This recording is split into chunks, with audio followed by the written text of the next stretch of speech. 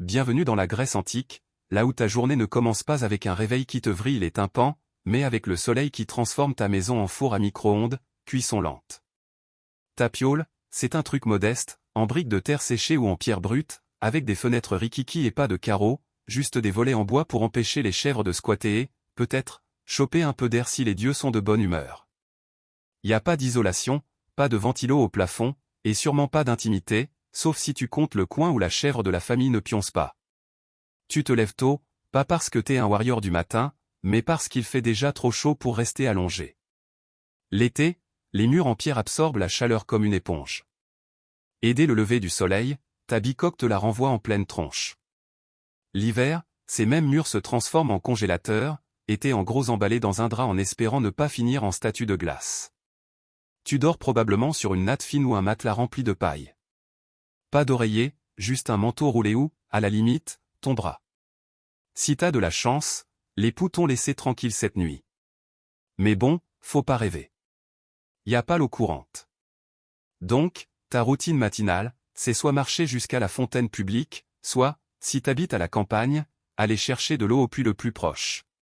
Tu transportes ça dans des jarres en argile, en équilibre sur tes épaules, en priant silencieusement de ne pas trébucher et de transformer une semaine de galère en miettes sur le sol. Pour te nettoyer, pas de douche le matin. Ça, c'est réservé pour la fin de la journée, si t'as le temps. Tu te mouilles vite fait le visage, tu te tartines d'huile d'olive, puis tu grattes tout ça avec un strigile, une lame en métal incurvée. Imagine-toi une journée au spa, mais sans le spa, sans la journée et sans aucun effet. Et ne pense même pas à l'intimité. Ta famille vit dans la même pièce. Vous dormez ensemble, vous mangez ensemble et vous vous engueulez pour savoir qui a ramené de la boue de la rue. Parce que la rue, c'est aussi ton couloir, ton fil d'info et ta poubelle. T'as même pas encore bouffé et t'as déjà mal au dos. T'es en sueur et ta tunique colle à des endroits où une tunique ne devrait jamais coller. Et ça, c'est le meilleur moment de ta journée. Alors, t'as survécu à l'étuve qu'est une chambre grecque. Maintenant, faut faire le plein d'énergie, non? Bienvenue au petit déjeuner dans la Grèce antique. Un repas tellement minimaliste que le jeûne intermittent moderne passe pour de la goinfrerie. Ta première bouchée de la journée, du pain d'orge. Rassis, dense, et aussi excitant que la terre près de laquelle il a été cuit. Ça s'appelle de la masa. C'est fait à partir d'orge moulu mélangées à de l'eau, on façonne des galettes plates, et on laisse cuire soit sur des pierres chaudes, soit dans les cendres du feu de la nuit précédente. Imagine une barre granola antique, mais sans le sucre, sans la texture et sans le plaisir. Tu peux la tremper dans du vin coupé à l'eau parce que, surprise, l'eau n'est pas toujours potable. Y a pas de système de filtration, pas d'ébullition, pas de baie, erreur dans le texte original, je suppose que c'est bread pitché, dans ta réserve en argile. Donc, tout le monde, des gamins aux anciens, boit une coupe de os, erreur dans le texte original, je suppose que c'est wano, vin, mélangé à de l'eau. Pas pour le buzz, mais pour survivre. Si t'es riche, t'as peut-être une figue ou deux, quelques olives, ou une noisette de fromage de chèvre. Mais soyons honnêtes, t'es pas riche. T'as de la chance si ton pain ne grouille pas des mouches d'hier et ne te casse pas une dent quand tu le croques. Pas de café, pas d'œufs, pas de corbeille de fruits, pas de miel, sauf si t'habites près d'un apiculteur correct et que tu sais comment le soudoyer. Et ne t'attends pas à te poser et à te détendre. Les repas sont rapides. Pas de chaise, pas de fourchette, et certainement pas de pleine conscience. Tu mâches, tu acquiesces et tu retournes au boulot. Ah, et si t'es une femme, tu ne manges même pas avec les hommes. Dans beaucoup de foyers, les femmes et les enfants mangent séparément, souvent après que les mâles ont fini. Donc, non seulement la bouffe est dégueu, mais en plus tu dois attendre ton tour pour être déçu. L'ironie, les anciens Grecs sont les mêmes qui nous ont donné les symposiums, les banquets et les odes poétiques au vin. Mais le petit déjeuner, ça ne vaut pas une ligne de verre. C'est utilitaire, sec, souvent littéralement brûlé, et pourtant tu le mastiques comme un champion parce que c'est la seule chose qui se dresse entre toi et une journée entière de soleil, de labeur et de philosophes qui se prennent la tête. Bon appétit. Essaie juste de ne pas te casser une dent. Maintenant que t'as avalé de force ta brique d'orge rassis et un coup de vin à l'eau, il est temps de te rafraîchir. Ou, plus exactement, d'échouer à le faire. Parce que, dans la Grèce antique, l'hygiène, c'était moins une question de propreté qu'une question de rituel et d'huile. Et le savon, c'est un fantasme réservé au siècle futur. Ton bain matinal consiste généralement à te verser de l'eau froide sur le corps à la fontaine publique ou dans le bassin de la cour. Sauf si t'as la chance d'habiter près de thermes, ce qui n'est le cas de presque personne, y a pas de shampoing, pas de gel douche à la menthe et pas d'éponge, à moins que tu en aies volé une à un plongeur d'éponge dans la mer Égée. À la place, tu te tournes vers l'huile d'olive. Oui, de l'huile. Tu la frottes sur ta peau, pas pour hydrater, mais pour ramasser la crasse et la sueur. Ensuite, tu grattes tout ça en utilisant un strigile, une lame incurvée en bronze qui te laisse moins gras, mais toujours un peu douteux. Imagine-toi te tartiner de vinaigrette et ensuite te raser.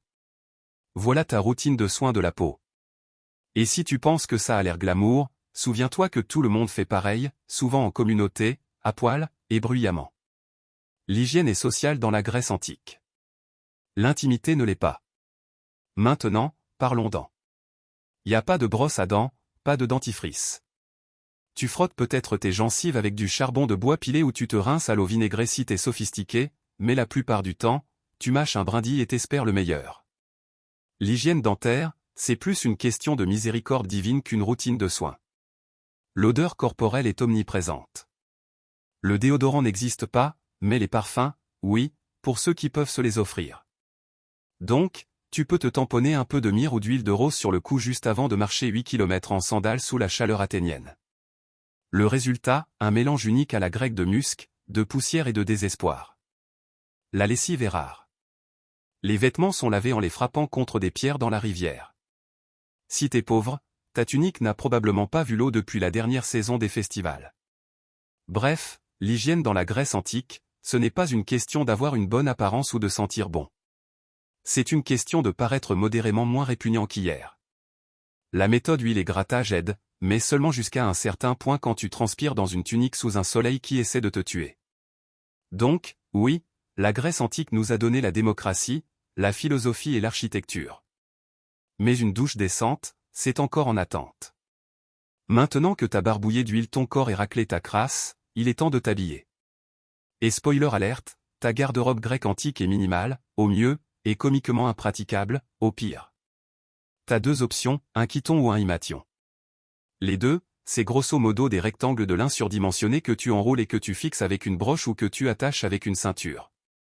C'est pas taillé. C'est pas ajusté. Et c'est absolument pas conçu pour les jours de vent. Un mauvais coup de vent et, soudain, toute ta vision philosophique du monde est exposée au grand jour. Oublie les sous-vêtements. Ça n'existe pas. Et les soutiens-gorge n'existent pas non plus. Donc, à moins que tu sois une femme spartiate entraînée au sprint et à la lutte, t'espères juste que tes épingles tiennent et que personne ne remarque que ta garde-robe se déplace comme un rideau mal fixé. Maintenant, parlons chaussures. Si t'as de la chance, tu possèdes une paire de sandales en cuir. Sinon, t'es pieds nus. Et ça veut dire une journée entière à marcher sur de la pierre cuite par le soleil, de la terre piétinée par les chèvres, et tout ce que le marché local a écrasé sur les routes. Imagine-toi te promener sur une plaque de cuisson en juillet tout en évitant les bousses d'âne. Voilà ton trajet quotidien. Bien sûr, y a pas de protection solaire, pas de chapeau, sauf si t'es fermier ou marin, et pas de crème solaire parce que t'es en 450 avant Jésus-Christ. Et que la science n'a pas encore été inventée. Le soleil égéen, il s'en fout de savoir à quel point t'es philosophe. Il va te griller. À midi, tes épaules sont brûlées, tes pieds sont crades et ta robe en lin te colle à 4 endroits qui défient la géométrie. Et n'oublie pas, la nudité publique n'est pas choquante dans la société grecque. Tu peux croiser des hommes au gymnase qui s'entraînent à poil ou même des politiciens qui font des discours dans des toges qui tiennent à peine. Maintenant, si t'es riche, ta tunique peut être teinte, peut-être en un violet doux ou en jaune safran, mais la plupart des gens portent du blanc cassé ou du marron parce que les teintures sont chères et que personne ne veut gaspiller de la bonne couleur sur le type qui répare les filets de pêche. Donc, tu passes ta journée habillé comme un burrito en toge, brûlé par le soleil, en sueur et en espérant que ton épingle ne lâche pas devant la prêtresse. Et le pire, c'est que t'es seulement à la moitié de tes corvées. Bienvenue dans la Grèce antique, où le service militaire n'est pas un travail. C'est ton devoir civique, ton attente sociale, et parfois ton billet aller simple pour une mort prématurée. Si t'es un citoyen mal libre, surtout à Athènes ou à Sparte, félicitations. T'es automatiquement un soldat, que ça te plaise ou non. Dès ton adolescence, tu t'entraînes déjà avec des armes en bois et tu apprends les formations dans la phalange. Cette fameuse stratégie de combat grec qui consiste à se tenir épaule contre épaule derrière de grands boucliers et à espérer que le type à côté de toi ne trébuche pas.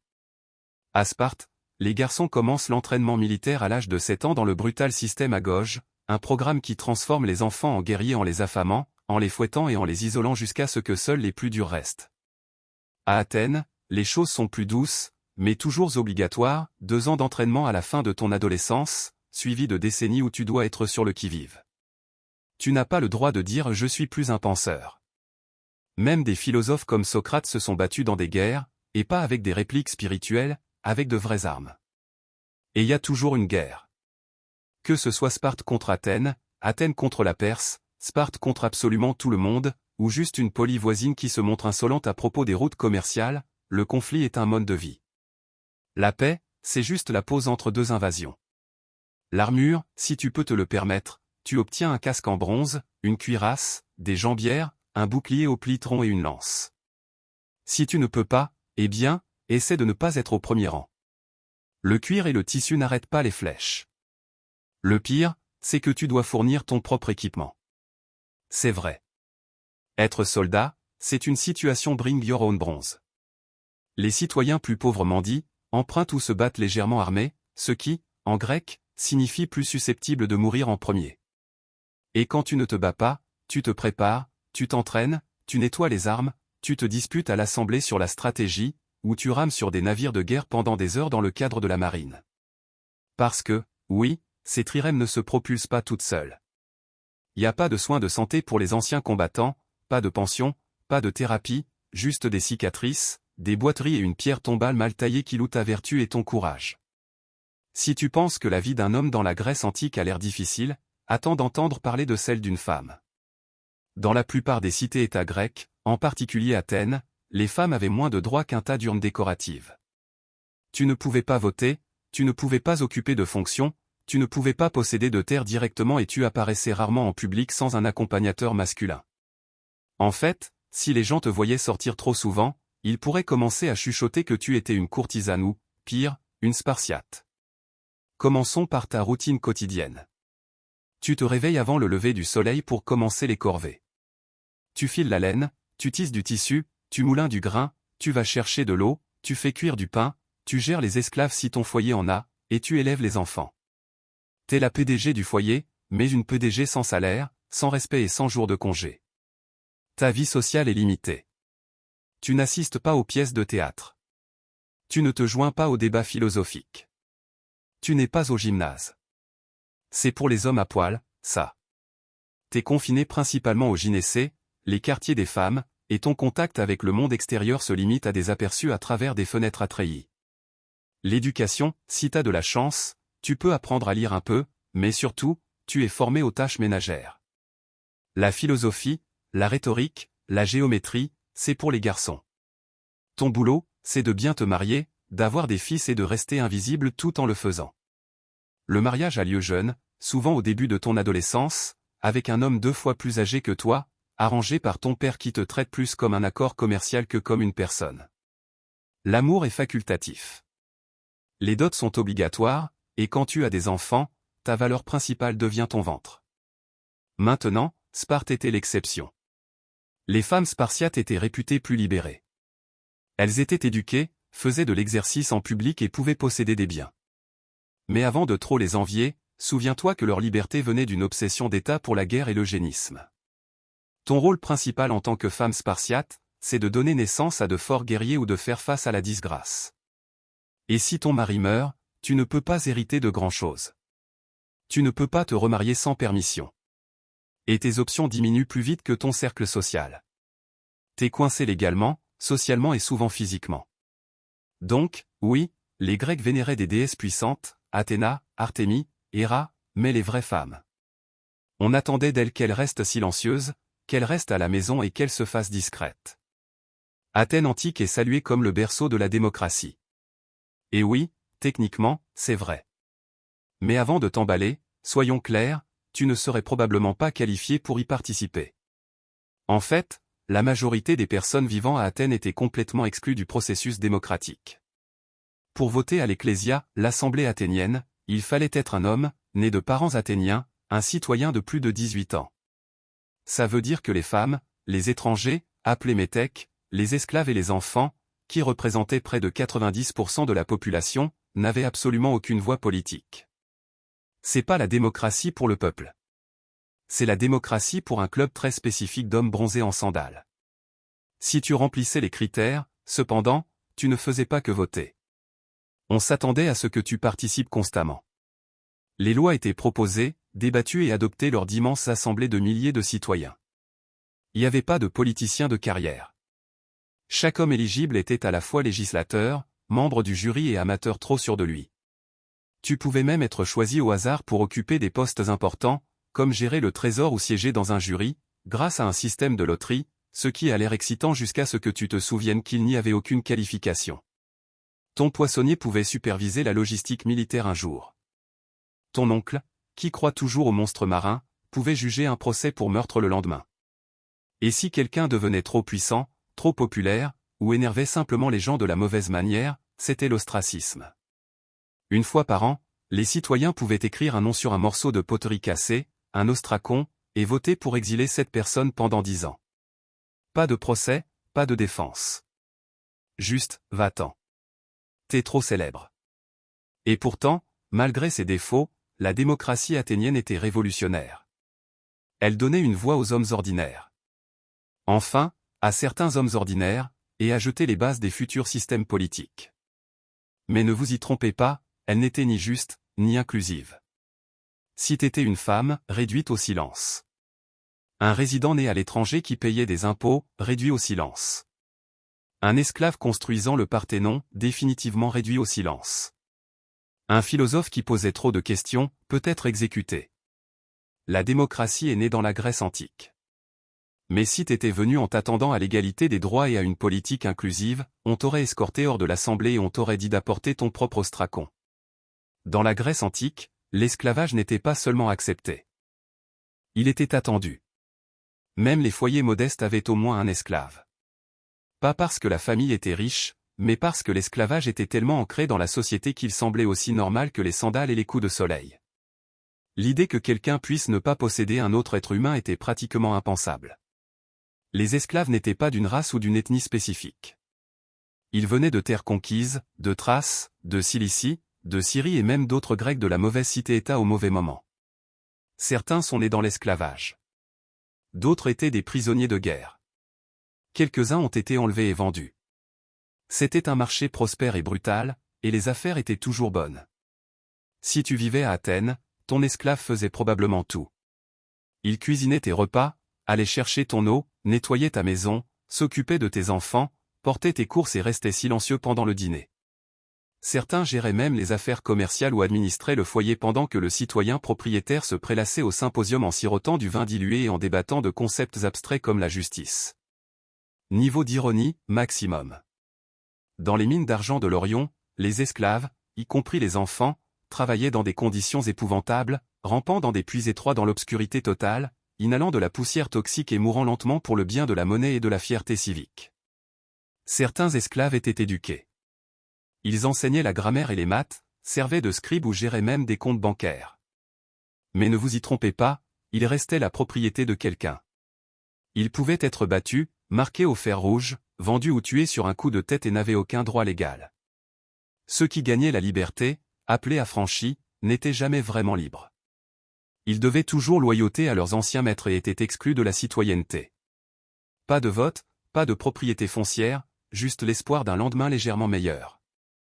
Et contrairement au système d'esclavage ultérieur, il n'y avait pas de mouvement abolitionniste généralisé. Des philosophes comme Aristote, oui, c'est Aristote, justifiaient l'esclavage comme naturel et nécessaire. D'après Aristote, certains sont esclaves par nature. Éclairant, non. La Grèce antique nous a donné l'éthique, la démocratie et la philosophie, mais tout ça a été bâti sur le dos de personnes qui n'ont jamais eu le droit de s'exprimer, de voter ou d'exister vraiment. Et ce n'est pas une note de bas de page. C'est le socle. Se sentir mal en Grèce antique? Pas de bol, parce qu'à moins d'habiter à côté d'Hippocrate himself, ton plan de santé inclut des herbes vaguement définies, une intervention divine et beaucoup d'espoir. Commençons par la base. Il n'y a pas d'hôpitaux comme on les connaît. Si t'es malade ou blessé, tu restes chez toi. Peut-être qu'un voisin connaît 2 ou 3 trucs sur les plantes. Peut-être qu'un parent se souvient d'une prière à Asclépio, le dieu de la guérison. Peut-être que ton temple local a un serpent que tu peux caresser pour un réconfort spirituel. C'est à peu près tout. Les médecins grecs les plus célèbres étaient en fait un mélange d'herboristes, de philosophes et de joueurs. Ils croyaient aux 4 humeurs, le sang, la flegme, la bile jaune et la bile noire. Selon eux, la maladie était causée par un déséquilibre de ces fluides. Donc, si t'avais de la fièvre, trop de sang, fallait le drainer. Tu tousses trop de flegme, essaie de jeûner. Mélancolie, c'est la bile noire, alors fais une promenade ou fixe la mer avec un air dramatique. La plupart des traitements étaient basés sur l'essai erreur et l'ail. On pouvait te donner des graines de pavot broyées. Bonne chance avec ça. Des figues bouillies ou une compresse faite de vinaigre et d'un truc que quelqu'un a gratté sur une chèvre. Est-ce que ça marchait parfois? Oui. Est-ce que ça faisait mal? Presque toujours. La chirurgie? Rare, terrifiante, et généralement en dernier recours. Sans anesthésie ni antiseptique, même une simple coupure pouvait s'infecter et te tuer. Les outils incluaient des couteaux en fer, des scies à os et des prières. Beaucoup de prières. Et si t'avais besoin d'une amputation, espère avoir apporté une lanière de cuir à mordre. Les sages-femmes géraient les accouchements, ce qui était dangereux même les bons jours. Les taux de mortalité pour les femmes et les nourrissons étaient tragiquement élevés.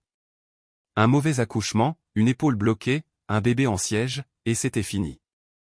Si t'étais riche, tu pouvais faire appel à un médecin itinérant, quelqu'un avec un vrai rouleau de papyrus et des huiles fantaisistes. Si t'étais pauvre, tu te fiais aux connaissances locales, aux remèdes de rue et à une résilience à toute épreuve, où tu ne te remettais tout simplement pas. Mais bon, au moins, ils croyaient au repos, à l'air pur et à une alimentation équilibrée. C'est toujours ça. La médecine grecque antique nous a donné le serment d'Hippocrate, mais elle nous a aussi donné des traitements comme boire de l'eau de chou bouillie. Donc, oui, la santé dans la Grèce antique, c'est surtout des herbes, de l'espoir et de la résilience. Dans la Grèce antique, le théâtre n'était pas juste un divertissement. C'était un devoir civique, un rituel religieux et parfois un sport de contact pour l'âme. Commençons par le bon côté. Le théâtre était gratuit pour les citoyens. En supposant que tu n'étais pas une femme, un esclave ou un étranger, auquel cas, bonne chance pour voir quoi que ce soit. Tu te frayais un chemin dans un immense théâtre en plein air creusé à flanc de colline, comme le grand théâtre de Dionysos à Athènes, épaule contre épaule avec des milliers d'autres citoyens en sueur. Et Y était toute la journée. Sérieusement, toute la journée.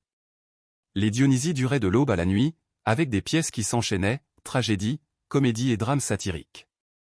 Pas d'entracte, pas de snack, et certainement pas de pause toilette, sauf si tu comptais un buisson sur la colline. Si t'arrivais en retard ou que tu faisais le bordel, on ne te fronçait pas seulement les sourcils, tu pouvais être mis à l'amende. Les performances elles-mêmes étaient dingues. Les tragédies étaient émotionnellement déchirantes. Meurtre, folie, guerre, des dieux qui détruisent des familles à cause d'une mauvaise décision prise il y a 3 générations. Y allait pas pour rigoler, Y allait pour pleurer à l'unisson. Puis venaient les comédies, qui n'étaient pas exactement des divertissements familiaux légers. Ces pièces se moquaient des politiciens, des philosophes, de villes entières et des fonctions corporelles avec une précision stupéfiante. Imagine si Saturday Night Live et un débat universitaire avaient un enfant, puis l'habillaient avec un costume phallique géant et l'envoyaient sur scène. Les acteurs portaient des masques gigantesques, des chaussures à plateforme et des costumes exagérés. Tous des hommes, bien sûr, même pour les rôles féminins. Le chœur chantait, dansait et hurlait des commentaires comme une version grecque antique de Twitter, en plus fort et en portant des tuniques. Et ce n'était pas un visionnage passif. Le public était bruyant. Il huait, sifflait, jetait des trucs et se disputait en pleine représentation.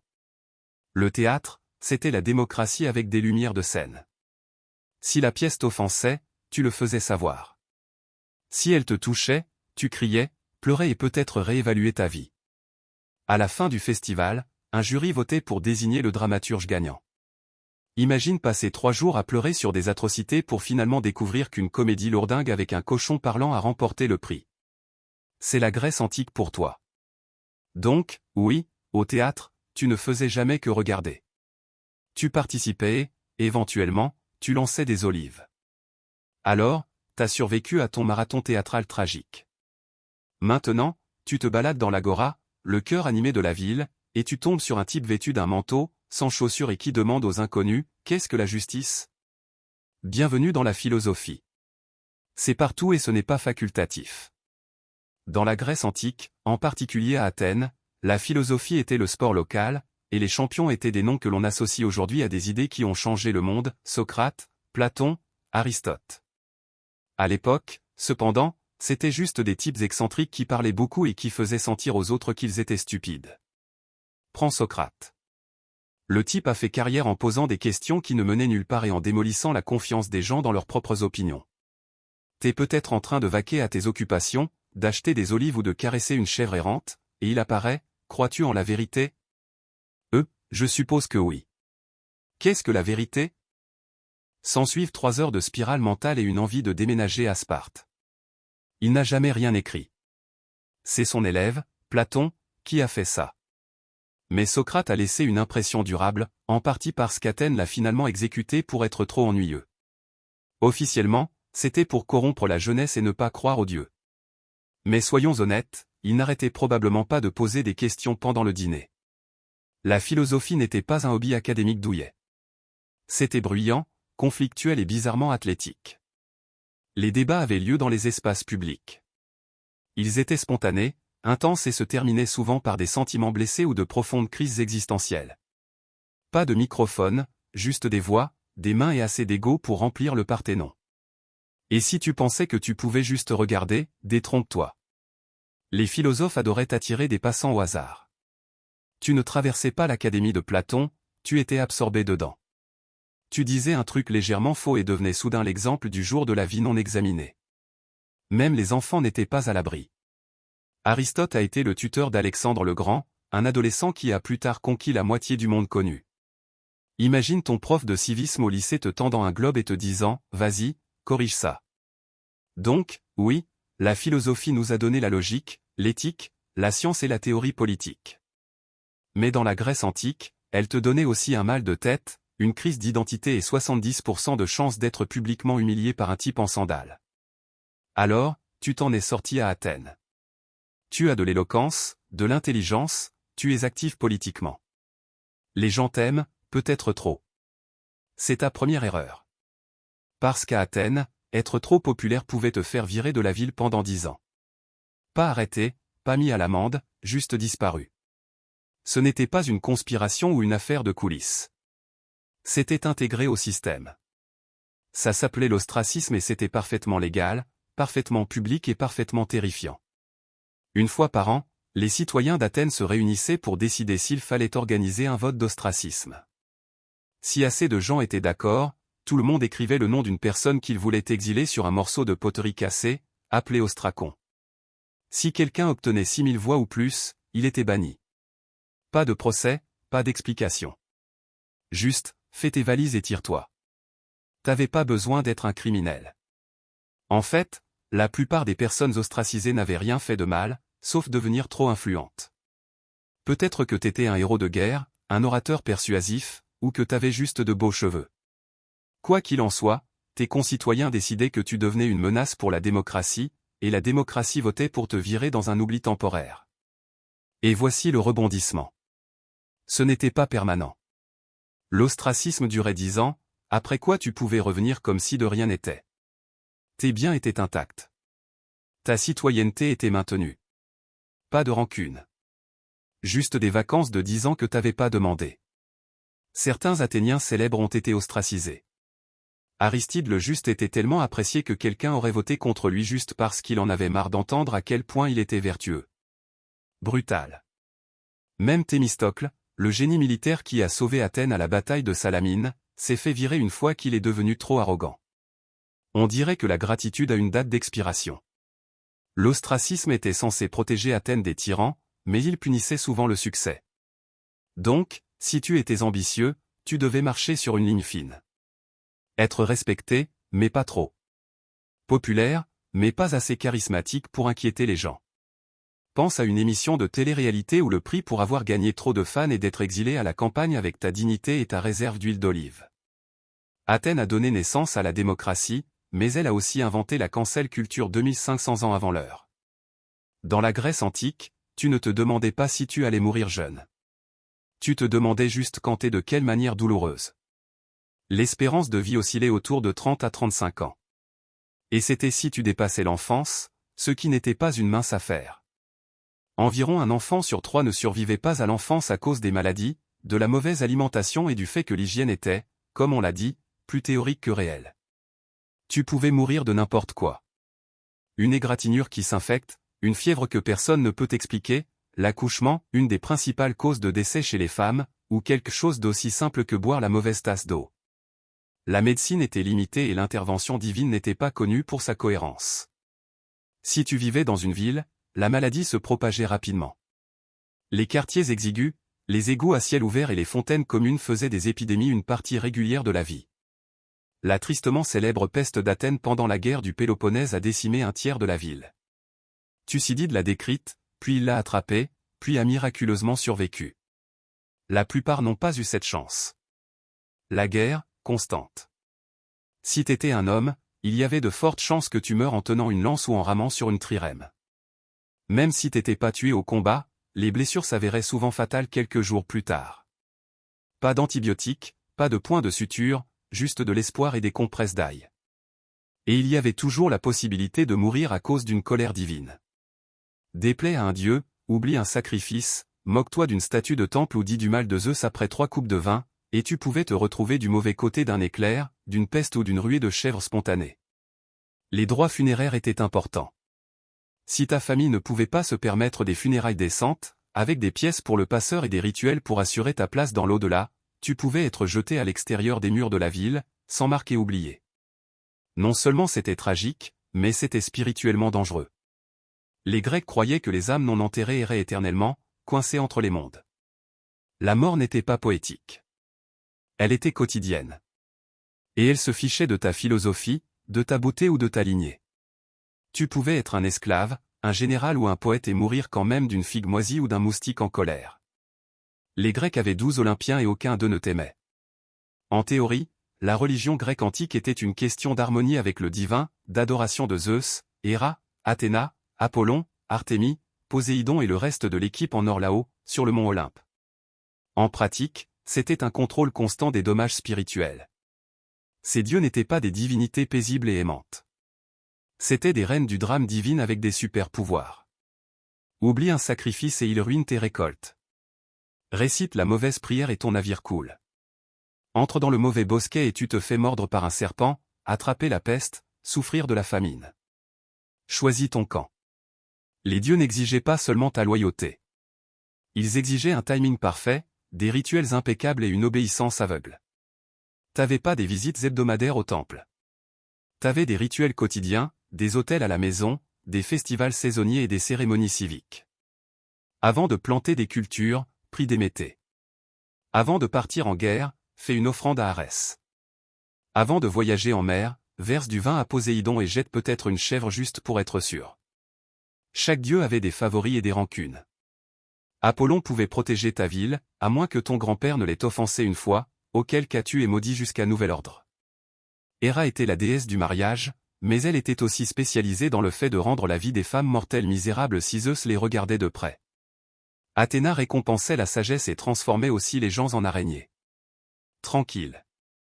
Et si les Olympiens ne suffisaient pas à te rendre nerveux, il y avait des nymphes, des satyres, des esprits, des dieux des rivières et des monstres qui se cachaient à tous les coins de rue. Marche sur la mauvaise parcelle de terre sacrée et soudain ta jambe gauche appartient à un sprite des bois vengeurs. Mais le pire de tout, c'est qu'on ne savait jamais pourquoi quelque chose de mal se produisait. Est-ce que c'était la mauvaise offrande, le mauvais moment? As-tu insulté un dieu dans un rêve? Peut-être que c'était ton cousin. Peut-être que c'était quelque chose que ton arrière-grand-père avait fait? Peu importe. Les dieux travaillent de manière mystérieuse et profondément personnelle. Et pourtant, malgré toute la terreur, la religion grecque était tissée dans tous les aspects de la vie, de la politique à l'accouchement en passant par les Jeux olympiques. Tu craignais les dieux, oui, mais tu dépendais aussi d'eux. Leurs temples étaient des monuments de la ville. Leurs festivals étaient des jours fériés nationaux. Et leurs mythes expliquaient tout, de la foudre à l'amour. Tu ne croyais pas aux dieux parfois. Tu croyais par instinct de survie.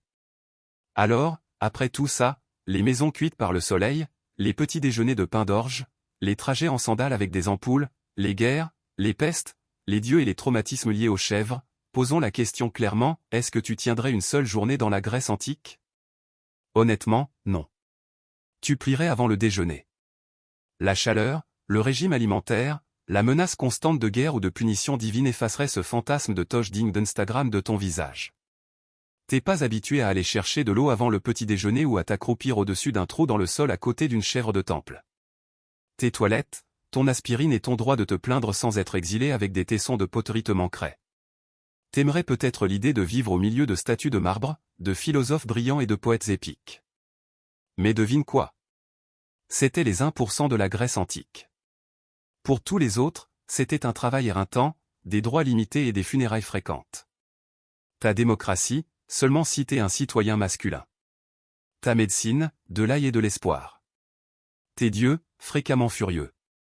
Tes réseaux sociaux, un type qui hurle dans l'agora à propos de la justice en agitant un poisson. Et pourtant, malgré tout ça, les Grecs ont enduré. Ils ont construit des temples qui existent encore, ont écrit des pièces qu'on joue encore, ont débattu d'idées avec lesquelles on se débat encore et ont jeté les bases de tout, de l'astronomie à l'éthique. Ils n'ont pas seulement survécu aux difficultés. Ils ont créé la civilisation tout en transpirant à grosses gouttes. Tu ne tiendrais pas, mais eux, oui. Non pas parce que la vie était facile, mais parce qu'ils ont trouvé des moyens de donner un sens à un monde plein de chaos. Ils ont tout remis en question, se sont battus constamment, ont écrit magnifiquement, sont morts jeunes et ont quand même façonné le monde moderne. Donc, non, tu ne survivrais probablement pas à ton premier coup de soleil, à ta première morsure de chèvre ou à ta première leçon de philosophie non sollicitée dans la rue. Mais si tu le faisais, si tu t'adaptais, endurais et écoutais attentivement, tu te retrouverais au milieu de certaines des personnes les plus passionnées, les plus résistantes et les plus brillamment imparfaites que l'histoire ait jamais connues. Et ils ne te jugeraient pas pour tes difficultés. Ils te tendraient juste une tunique, te montreraient l'amphore et te diraient « Bien. Maintenant, porte ça en haut de la colline. » Tout a commencé par une mort et une trahison. Prasutagus, roi de la tribu des Icénies dans ce qui est aujourd'hui l'est de l'Angleterre, avait bien joué le jeu romain. Il avait marché sur un fil pendant des années, régnant en tant que roi client sous l'ombre de Rome. Il avait de la richesse, de l'autonomie et de la pétanque qu'il restait utile à l'Empire. Mais quand il mourut vers 60 après Jésus-Christ, il laissa derrière lui un testament qui était censé protéger son peuple. Il nomma l'empereur romain comme cohéritier aux côtés de ces deux dans son testament, Prasutagus, roi des Icénies, dans l'actuelle Angleterre orientale, avait espéré assurer la sécurité et la souveraineté de ces deux jeunes filles en désignant l'empereur romain comme cohéritier. Il se trompait. Rome n'a pas respecté le testament. Rome n'a pas négocié. Rome a pris. Sans hésitation, les autorités romaines ont annexé le royaume des Icénies purement et simplement. Leurs soldats ont envahi les lieux et ont tout réclamé, terre, bétail, maisons et trésors. Mais le vol de richesses n'était pas la pire des offenses. C'est ce qu'ils ont fait ensuite qui a transformé une insulte politique en enfer personnel. Ils ont fouetté la reine Boudica en public. Pas seulement pour l'humilier, mais pour envoyer un message, tu n'es rien. Et comme si ça ne suffisait pas, ils ont violé ses filles devant elle. Ce n'était pas juste une répression. C'était de la guerre psychologique. Le genre qui vise à briser l'esprit d'un peuple. Mais ça n'a pas brisé Boudica. Ça l'a forgé. Rome croyait avoir écrasé une femme tribale insignifiante sous sa botte. Ce qu'elle avait fait, c'était réveiller une lionne. Une reine qui allait prendre sa douleur et la transformer en vengeance. Une mère dont la rage allait bientôt mettre le feu à des villes. Une femme qui allait rappeler à Rome que même les empires saignent. La nouvelle de l'atrocité s'est répandue rapidement à travers la Britannia. D'autres tribus ont écouté. Elles se sont souvenues de leurs propres humiliations, de leurs propres pertes de terre, de leurs propres fils tués dans les campagnes romaines. Rome pensait que les tribus étaient divisées, dispersées. Mais à ce moment-là, elles avaient une chose en commun, la fureur de Boudica. Ce qui a commencé avec Rome violant une reine allait bientôt se terminer avec l'Empire chancelant de peur. Ils avaient brisé un traité, brisé une famille et, ce faisant, brisé l'illusion de l'invincibilité romaine en Britannia. Ce n'était pas juste une erreur. C'était l'étincelle qui allait allumer l'une des révoltes les plus féroces que Rome ait jamais connues. Si Rome s'attendait à ce que Boudica s'éteigne en silence, elle n'avait rien compris d'elle. Boudica n'était pas née pour obéir. elle était née pour diriger, décrite par des historiens romains, qui complimentaient rarement leurs ennemis, comme grande, féroce, avec des cheveux roux flamboyants tombant jusqu'à la taille et une voix qui tranchait les foules comme un corps de guerre. Elle n'était pas seulement une reine par le sang. Elle était un symbole. Et maintenant, elle était une menace. Mais avant de devenir cette menace, elle est devenue quelque chose de plus profond, une mère qui n'avait plus rien à perdre. La brutalité romaine avait essayé d'effacer sa dignité, l'avenir de ses enfants et la fierté de son peuple. Mais Boudicca a refusé d'être une victime. Elle a compris que ce que Rome craignait le plus, ce n'était pas une armée. C'était l'unité. Et elle a donc commencé à la forger, une tribu à la fois. D'abord, les Trinovantes. Ils avaient autrefois été puissants avant que Rome ne les écrase sous les impôts, les confiscations de terres et le travail des esclaves. Quand Boudicca parlait, elle ne parlait pas comme une diplomate. Elle parlait comme une mère guerrière, marquée mais incassable. Elle leur a rappelé leurs ancêtres, leur Dieu et la terre qu'ils ne possédaient plus. Sa douleur était leur douleur, sa rage la leur aussi. Ensuite, les autres tribus ont commencé à écouter, les Corieltovi, les Cornovi, même certains des Brigantes. Sa cause n'était plus une question de vengeance. C'est devenu une mission sacrée, pour purifier la Britannia de l'arrogance romaine. Elle ne promettait pas la sécurité. Elle promettait la gloire et la mort avec honneur, si cela devait arriver. Et ils l'ont suivie. Parce qu'elle ne se tenait pas derrière ses guerriers. Elle chevauchait parmi eux, la lance à la main, les cheveux au vent, les yeux fixés sur l'avenir. Elle criait les noms des violés, des asservis, des exécutés. Elle a invoqué des dieux comme Andraste, la déesse celte de la guerre, comme témoin, et ses guerriers l'ont cru quand elle a dit que les dieux se battraient avec eux. Elle n'avait aucune formation militaire formelle, aucun rouleau de stratégie romaine, mais elle avait quelque chose de plus mortel, une fureur juste aiguisée par la trahison, guidée par un but. Et la terre elle-même semblait se déplacer sous son commandement. Ce n'était pas une rébellion. C'était une résurrection. La reine que Rome pensait avoir brisée était maintenant le fer de lance d'un mouvement qui allait bientôt faire trembler l'Empire. Et elle ne faisait que commencer. L'aigle romain avait longtemps plané sur la Britannia. Mais maintenant, les vents sous ses ailes changeaient. La fureur de Boudicca n'était pas un feu de forêt. C'était une tempête qui se construisait avec un but terrifiant. Et les tempêtes ont besoin de carburant. Ce carburant venait des milliers de Bretons qui avaient attendu des années, des générations même, que quelqu'un défie l'Empire. Quelqu'un qui parle non pas en latin, mais en sang et en fer. Elle leur a donné cette voix. Ça a commencé avec des conseils de guerre tenus sous des bosquets sacrés et des collines éclairées par la lune. Boudicca ne s'asseyait pas sur un trône. Elle se tenait dans la poussière avec son peuple. Elle écoutait la colère des anciens tribaux, le chagrin des mères et les chants des druides qui voyaient des présages dans le ciel. Ils ont tous parlé d'une vérité, Rome était allée trop loin. Il était temps de riposter. Les guerriers des Trinovantes ont apporté des lances, des frondes et d'anciens champs de bataille. Les Icénies ont ajouté de la cavalerie, des cavaliers rapides avec des cheveux sauvages et de la peinture de guerre, féroce et intrépide. D'autres tribus se sont jointes avec des haches, des lames et des torchets. Même les femmes ont pris les armes, inspirées par leur reine. Ce n'était pas juste une armée qui se formait. C'était une résurrection de l'identité celte. Mais Rome avait entraîné des légions, des soldats professionnels, blindés, disciplinés et mortels. Boudicca devait compenser cela avec le nombre, la connaissance de la terre et quelque chose que Rome ne pourrait jamais enseigner, la haine forgée dans l'humiliation. Bientôt, l'armée de Boudicca a atteint des dizaines de milliers d'hommes. Des fermiers sont devenus des guerriers. Des chasseurs sont devenus des assassins. D'anciens esclaves romains et des alliés tribaux maltraités ont changé de camp. Ce n'étaient pas des soldats qui se battaient pour de l'argent. Ils se battaient pour la mémoire, la vengeance et le droit d'élever des enfants sans chaîne. Elle a prononcé un discours, son premier d'une longue série. Les historiens romains ont rapporté ces paroles plus tard, bien qu'avec leurs préjugés. Mais ce qui résonne à travers le temps est clair. Elle a juré de gagner ou de mourir. Il n'y aurait pas de reddition, pas de soumission, pas de retour en arrière. Ensuite, est venue la première cible, Camulodunum. Autrefois une forteresse britannique, maintenant une colonie romaine jonchée de temples, de statues et de villas. Le temple de Claude se dressait comme une insulte, un sanctuaire à l'empereur qui les avait conquis. Pour Boudicca et ses guerriers, ce n'était pas sacré. C'était une provocation et ce serait le premier à tomber.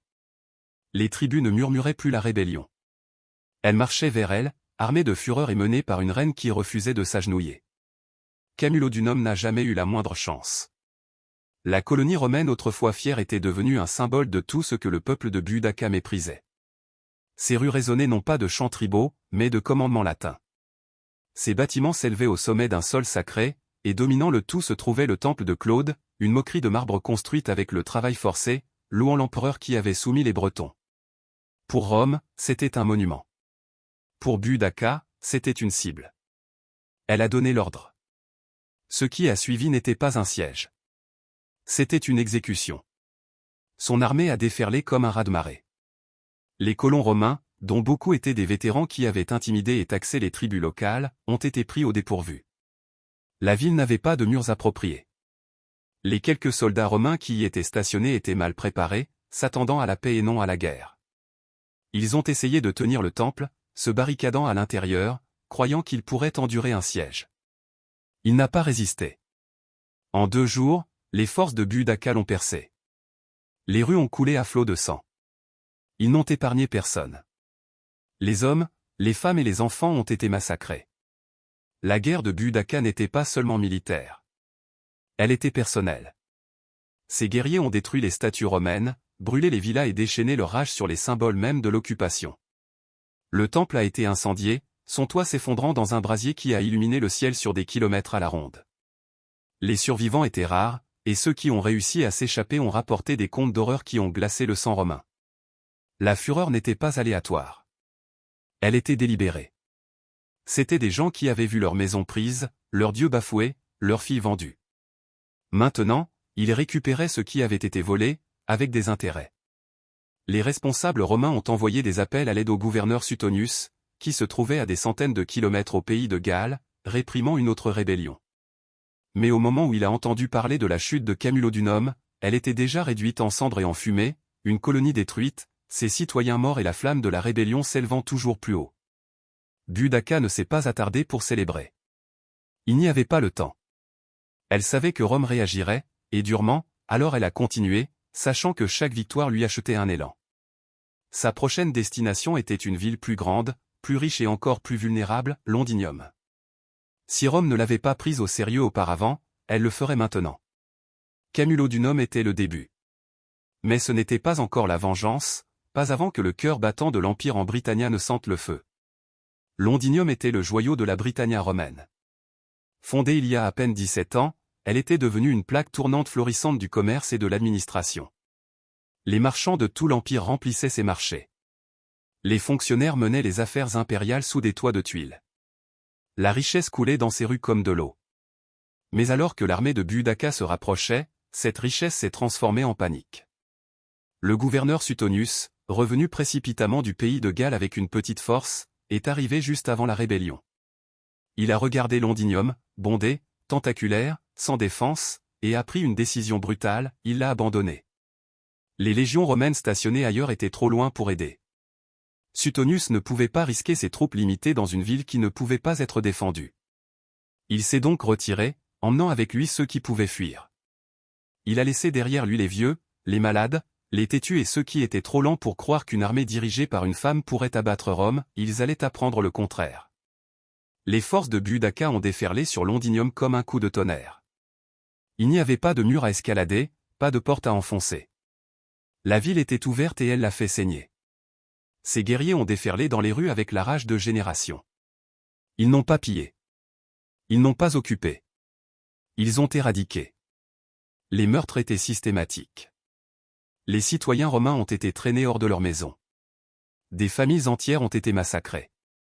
Certains ont été empalés. D'autres ont été brûlés vifs dans des temples. Aucun quartier n'a été donné et aucun symbole romain n'a été épargné. Les villas ont été incendiées. Les entrepôts ont explosé en flammes. La fumée montante pouvait être vue à des kilomètres à la ronde, se courbant en noir contre le ciel britannique. Ce n'était pas juste un massacre. C'était une déclaration.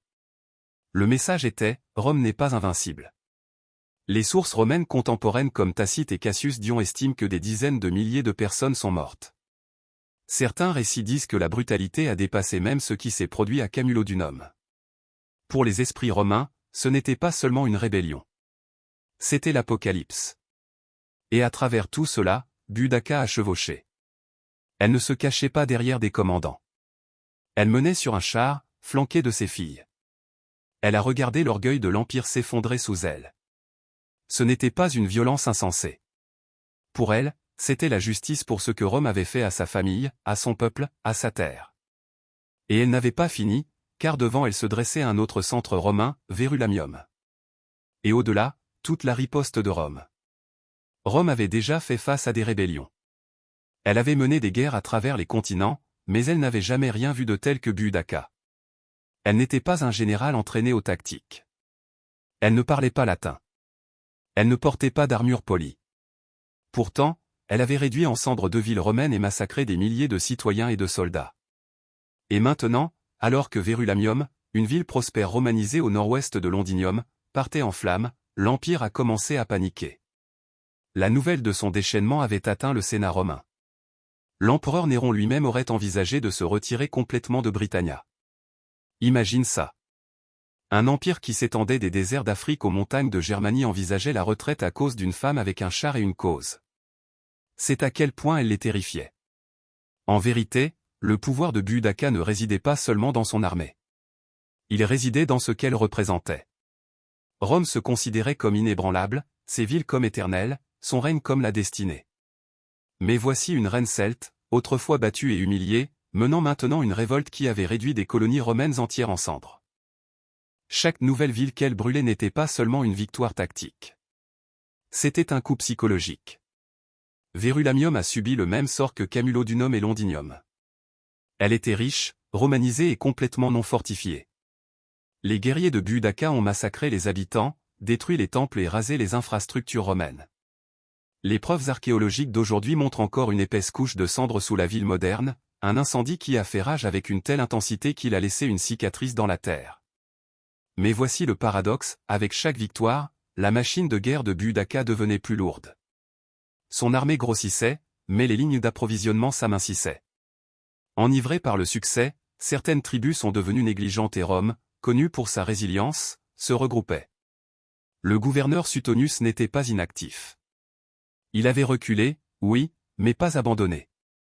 Il a commencé à rassembler des renforts, tirant des légions aguerries à travers la province. Il a cherché le terrain élevé, a étudié le terrain et s'est préparé à une bataille décisive.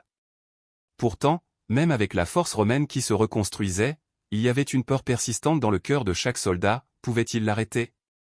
Parce que Boudica ne faisait pas que mener une guerre. Elle réécrivait l'histoire de la conquête. Et elle prouvait, ville après ville brûlée, que Rome pouvait saigner et que les reines pouvaient riposter. La confrontation finale approchait et l'Empire retenait son souffle. Le feu s'était propagé aussi loin qu'il le pouvait. Maintenant, la tempête devait affronter l'acier. Le gouverneur Gaius Suetonius Paulinus avait choisi son champ de bataille avec soin. Il n'était pas n'importe quel officier romain. Il était un survivant. Pendant que les guerriers de Boudica célébraient leur victoire, Suetonius calculait. Il a choisi une gorge étroite, un espace restreint bordé de forêts et de collines où l'avantage numérique de Boudica ne compterait pas beaucoup. Son armée était petite, peut-être 10 000 hommes, mais chaque homme était un tueur entraîné, forgé dans la discipline des légions. L'armée de Boudica, en revanche, était immense. Certaines sources affirment que jusqu'à 200 000 guerriers ont marché sous sa bannière. Mais ce n'étaient pas des soldats. C'étaient des fermiers, des forgerons, des chefs tribaux et des chercheurs de liberté. Inspirés, mais indisciplinés, armés de fureur, mais pas de formation. Ils croyaient que les nombres écraseraient Rome comme une marée. Ils se trompaient. Alors que l'armée de Boudica approchait, elle a prononcé un dernier discours. Debout au sommet de son char de guerre, flanquée de ses filles, elle leur a rappelé leurs souffrances, les flagellations, les viols, les terres volées, les maisons brûlées. Elle a fait appel à la déesse Andraste, a invoqué les ancêtres et a juré soit la victoire, soit la mort. Ces guerriers ont rugi en réponse. Ils croyaient que les dieux les porteraient. Puis la bataille a commencé. Les Bretons ont attaqué. Ils ont rempli le champ d'une fureur primale, mais Suetonius a tenu bon. Il les a laissés approcher, entassés serrés sur le terrain étroit. Puis, avec un timing parfait, il a déclenché la contre-attaque romaine. Les lances ont volé en formation serrée, les boucliers se sont verrouillés. Les gladis, les courtes épées romaines, se sont profondément enfoncés dans la masse confuse. Vague après vague de Bretons s'est écrasée contre un mur de fer, et à chaque fois, ils se sont brisés. Ensuite, les Romains ont avancé, pas après pas, disciplinés, précis, impitoyables. Derrière les Bretons, des chariots et des familles avaient suivi l'armée, s'attendant à être témoins de la défaite romaine. Au lieu de cela, ils sont devenus un obstacle fatal. Les guerriers ne pouvaient pas reculer. La panique s'est installée.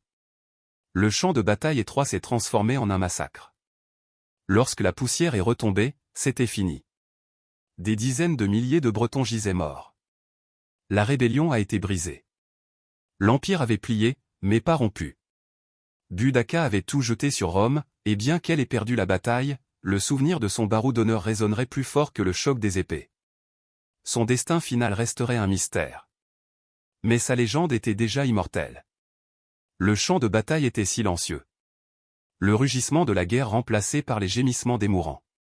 Budaka avait perdu non seulement une bataille, mais une guerre qu'elle avait allumée de ses propres mains. Le sol était trempé du sang de son peuple et les cendres de leurs rêves dérivaient dans l'air froid de la Britannia. Et Budaka?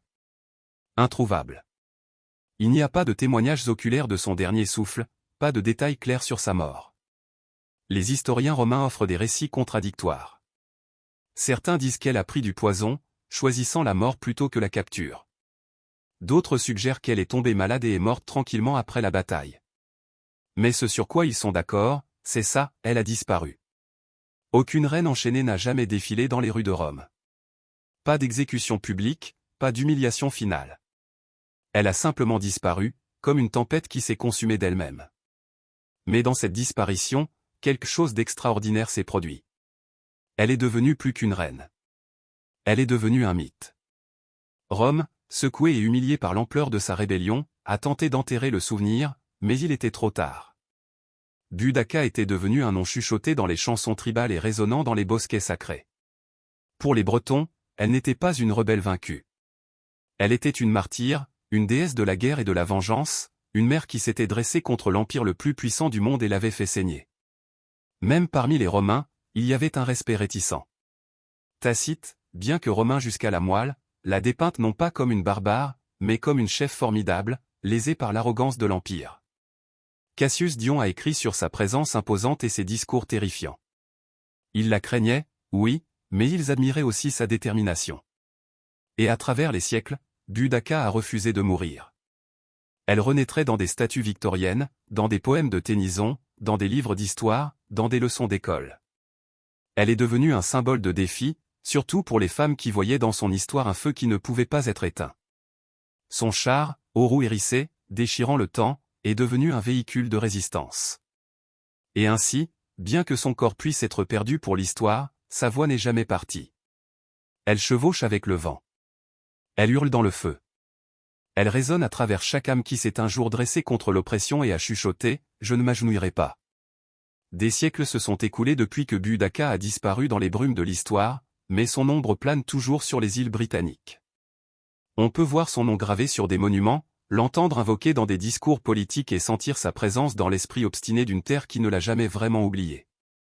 À Londres, près de Westminster Bridge, une statue en bronze la montre debout, grande, sur un char de guerre, flanquée de ses filles.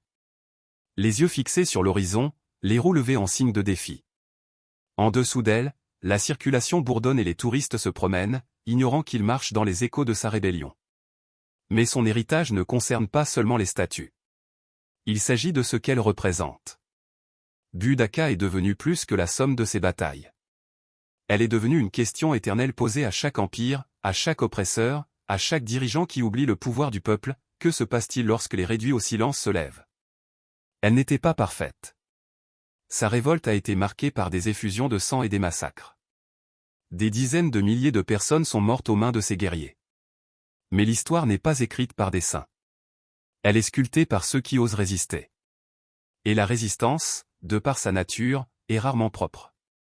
Pourtant, ce qui fait perdurer Budaka, ce n'est pas seulement sa guerre contre Rome.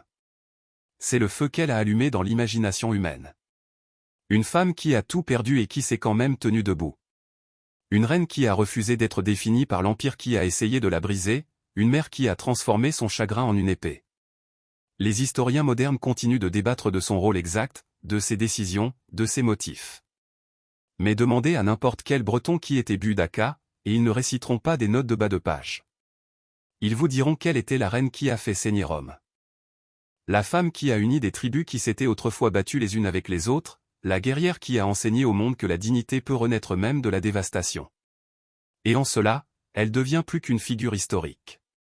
Elle devient un symbole de rébellion, de courage, de la volonté inébranlable d'être libre. Parce que même lorsque Rome a reconstruit ses villes et redessiné ses cartes, elle n'a pas pu l'effacer. Sa flamme brûle toujours. Dans chaque combat contre la tyrannie, dans chaque voix qui ose dire non, et dans chaque âme qui préférerait mourir debout que vivre à genoux. Boudica est parti, mais sa légende chevauche à jamais. Pour les anciens, la maladie n'était jamais aléatoire. Il ne s'agissait pas seulement de bactéries, de virus ou de cellules rebelles. Ces explications viendraient des milliers d'années plus tard.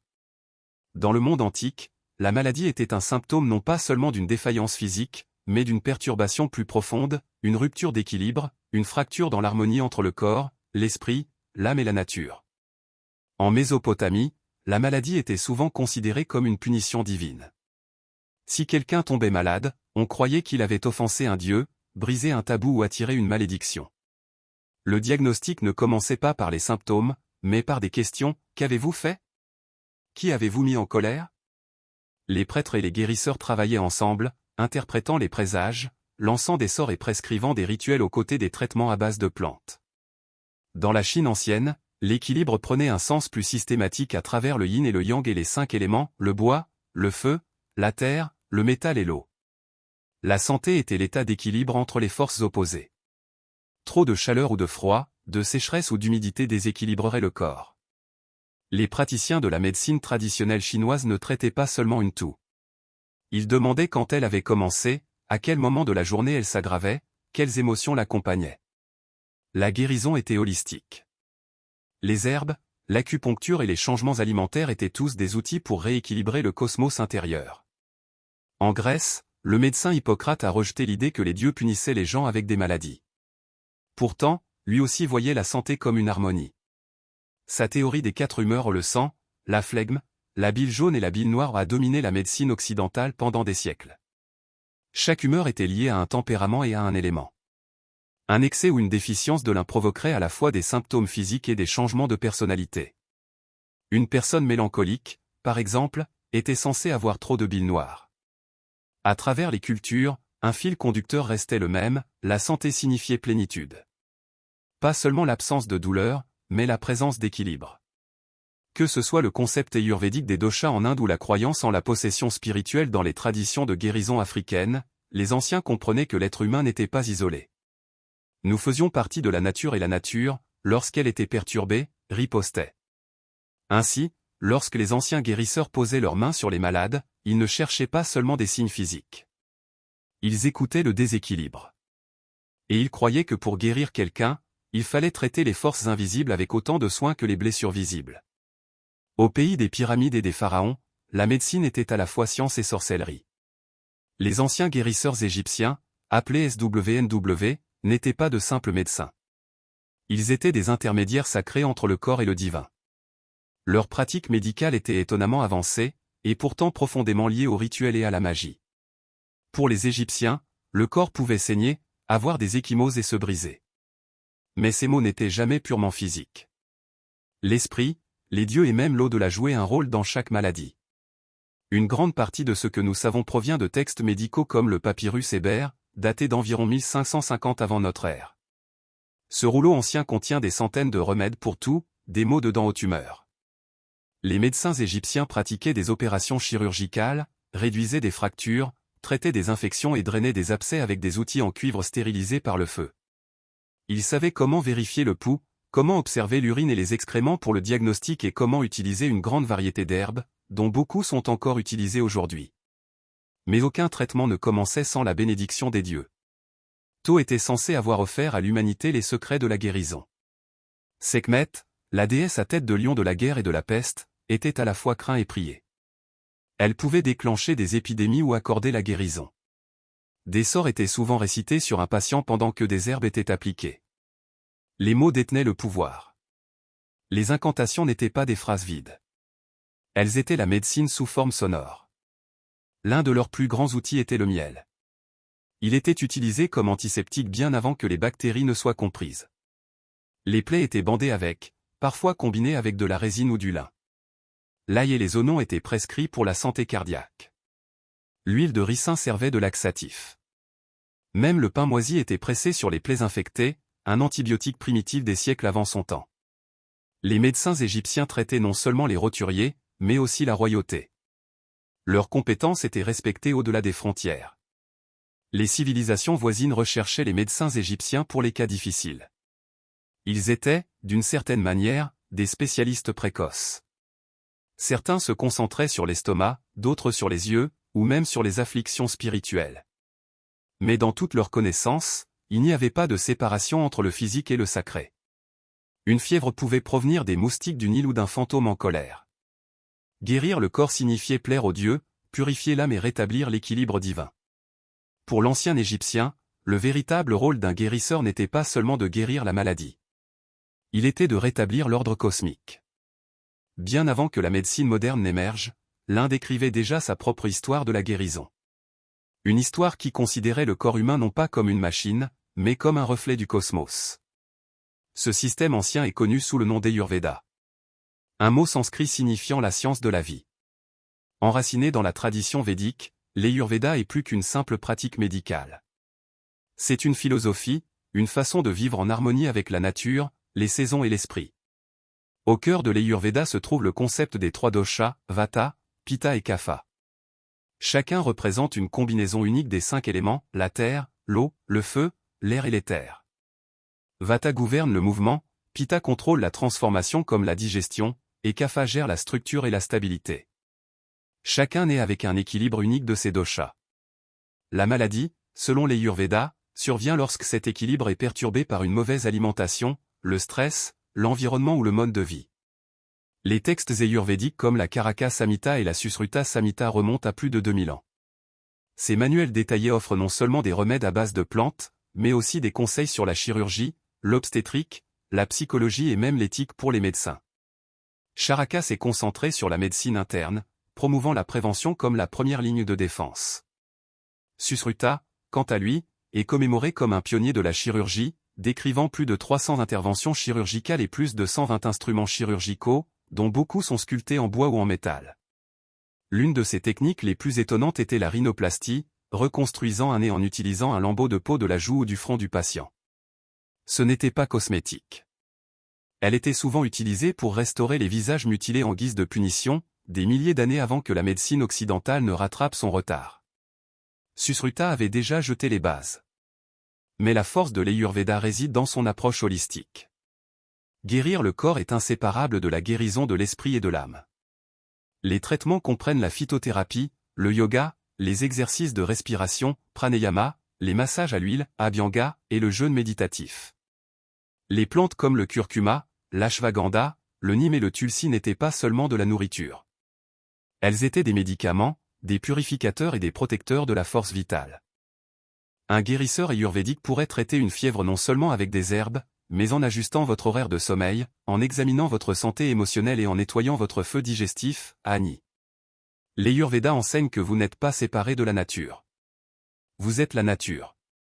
Et quand vous tombez malade, c'est l'appel de la nature à revenir à l'équilibre. Dans la Chine ancienne, la santé n'a jamais été une question de chair et d'os. Il s'agissait d'énergie. La force vitale invisible, appelée Qi, prononcée Shi, coulait à travers chaque être vivant. Et la clé du bien-être était de s'assurer que le Qi circulait librement, sans blocage ni excès. Cette idée fondamentale façonnerait l'un des plus anciens systèmes médicaux continus au monde, la médecine traditionnelle chinoise, MTC. Pour comprendre la maladie, les anciens médecins chinois devaient d'abord comprendre la nature elle-même. Ils ont observé les rythmes des saisons, les phases de la lune, le comportement des animaux et le mouvement du cosmos. De ces schémas ont émergé 2 principes fondamentaux, le yin et le yang, et les 5 éléments, le bois, le feu, la terre, le métal et l'eau. Le yin et le yang représentaient l'équilibre en toutes choses. Le yin était frais, sombre, passif, interne. Le yang était chaud, brillant, actif, externe. Chaque organe, émotion et fonction du corps étaient classés sous ces forces opposées, mais complémentaires. La santé était donc un équilibre dynamique entre eux. Une fièvre n'était pas seulement une augmentation de la température. C'était un excès de yang. La fatigue pouvait signaler un épuisement du yin. Le diagnostic était un article. Les médecins ne comptaient pas sur des outils. Ils comptaient sur les sens. Ils examinaient la langue, sentaient le pouls à plusieurs positions, écoutaient le ton de la voix et posaient des questions sur les rêves, les émotions et les selles. Chaque détail offrait un aperçu de l'équilibre ou du déséquilibre du QI. Pour rétablir la santé, ils se sont tournés vers une vaste boîte à outils.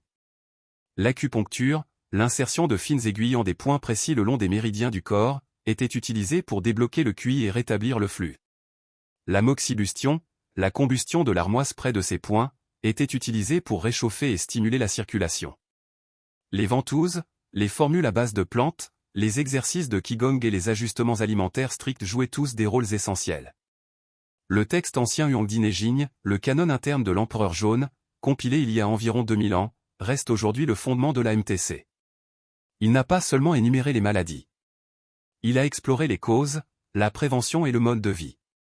Il a enseigné que les émotions comme la colère, le chagrin et la peur pouvaient perturber les organes et que la guérison nécessitait un équilibre émotionnel ainsi que des remèdes physiques. La médecine chinoise n'a jamais séparé la personne du monde qui l'entourait. Pour traiter le corps, il fallait traiter le climat, l'âme et l'énergie invisible à l'intérieur. Dans chaque battement de cœur, croyaient les anciens, le QI parlait et la tâche du guérisseur était d'écouter. Dans les temples de la Grèce antique et les forums de Rome, la médecine a commencé à s'éloigner du divin et à entrer dans le domaine de la raison. Mais même ici, le corps était toujours considéré comme un écosystème délicat, régi par l'équilibre et le tempérament. Et au centre de cette vision du monde se tenait une théorie qui façonnerait la médecine occidentale pendant plus de 1000 ans, la théorie des 4 humeurs, développée par le médecin grec Hippocrate et plus tard élargie par des médecins romains comme Galien. La théorie proposait que le corps humain soit régi par 4 fluides, le sang, la phlegme, la bile jaune et la bile noire. Chaque humeur correspondait à un élément, l'air, l'eau, le feu et la terre, et à un tempérament spécifique. Une personne saine avait ses fluides en équilibre. La maladie était simplement le résultat d'un excès ou d'un manque de l'un. Si quelqu'un était fiévreux et agressif, il pouvait avoir un excès de bile jaune, un déséquilibre colérique. Un patient léthargique et pâle pouvait souffrir d'une surcharge de phlegme, liée au froid et à l'humidité. Le traitement se concentrait donc sur le rétablissement de l'équilibre par des saignées, des purges, des régimes alimentaires spéciaux et des bains. Mais les Grecs ne se sont pas arrêtés aux fluides. Ils croyaient également au pouvoir curatif de l'observation et de l'environnement. Le serment d'Hippocrate, qui résonne encore dans la médecine moderne, exhortait les médecins à ne pas nuire, à observer attentivement leurs patients et à traiter la personne entière, et pas seulement la maladie. Hippocrate a conseillé à ses élèves de tenir compte des saisons, des vents, de la qualité de l'eau et même de l'humeur des patients. Les sanctuaires de guérison, connus sous le nom d'Asclépion, du nom du dieu Asclépio, parsemaient le paysage grec. C'était plus que des hôpitaux. C'étaient des retraites spirituelles. Les patients dormaient dans des dortoirs sacrés, espérant recevoir des rêves de guérison. La purification rituelle, l'exercice, le régime alimentaire et la prière faisaient tous partie du traitement. C'était un espace où la raison et la religion marchaient, sa légende résonnerait plus fort que le choc des épées. Son destin final resterait un mystère. Mais sa légende était déjà immortelle. Le champ de bataille était silencieux, le rugissement de la guerre remplacé par les gémissements des mourants. Boudica avait perdu non seulement une bataille, mais une guerre qu'elle avait déclenchée de ses propres mains. Le sol était trempé du sang de son peuple, et les cendres de leurs rêves dérivaient dans l'air froid de la Britannia. Et Boudica, elle était introuvable. Il n'existe aucun témoignage oculaire de son dernier souffle, aucun détail précis de sa mort. Les historiens romains offrent des récits contradictoires. Certains disent qu'elle a pris du poison, choisissant la mort plutôt que la capture. D'autres suggèrent qu'elle est tombée malade et est morte tranquillement par la suite. Mais ce sur quoi ils sont d'accord, c'est ceci, elle a disparu. Aucune reine enchaînée n'a jamais été paradée dans les rues de Rome, pas d'exécution publique, pas d'humiliation finale. Elle a simplement disparu, comme une tempête qui s'est consumée d'elle-même. Mais dans cette disparition, quelque chose d'extraordinaire s'est produit, elle est devenue plus qu'une reine, elle est devenue un mythe.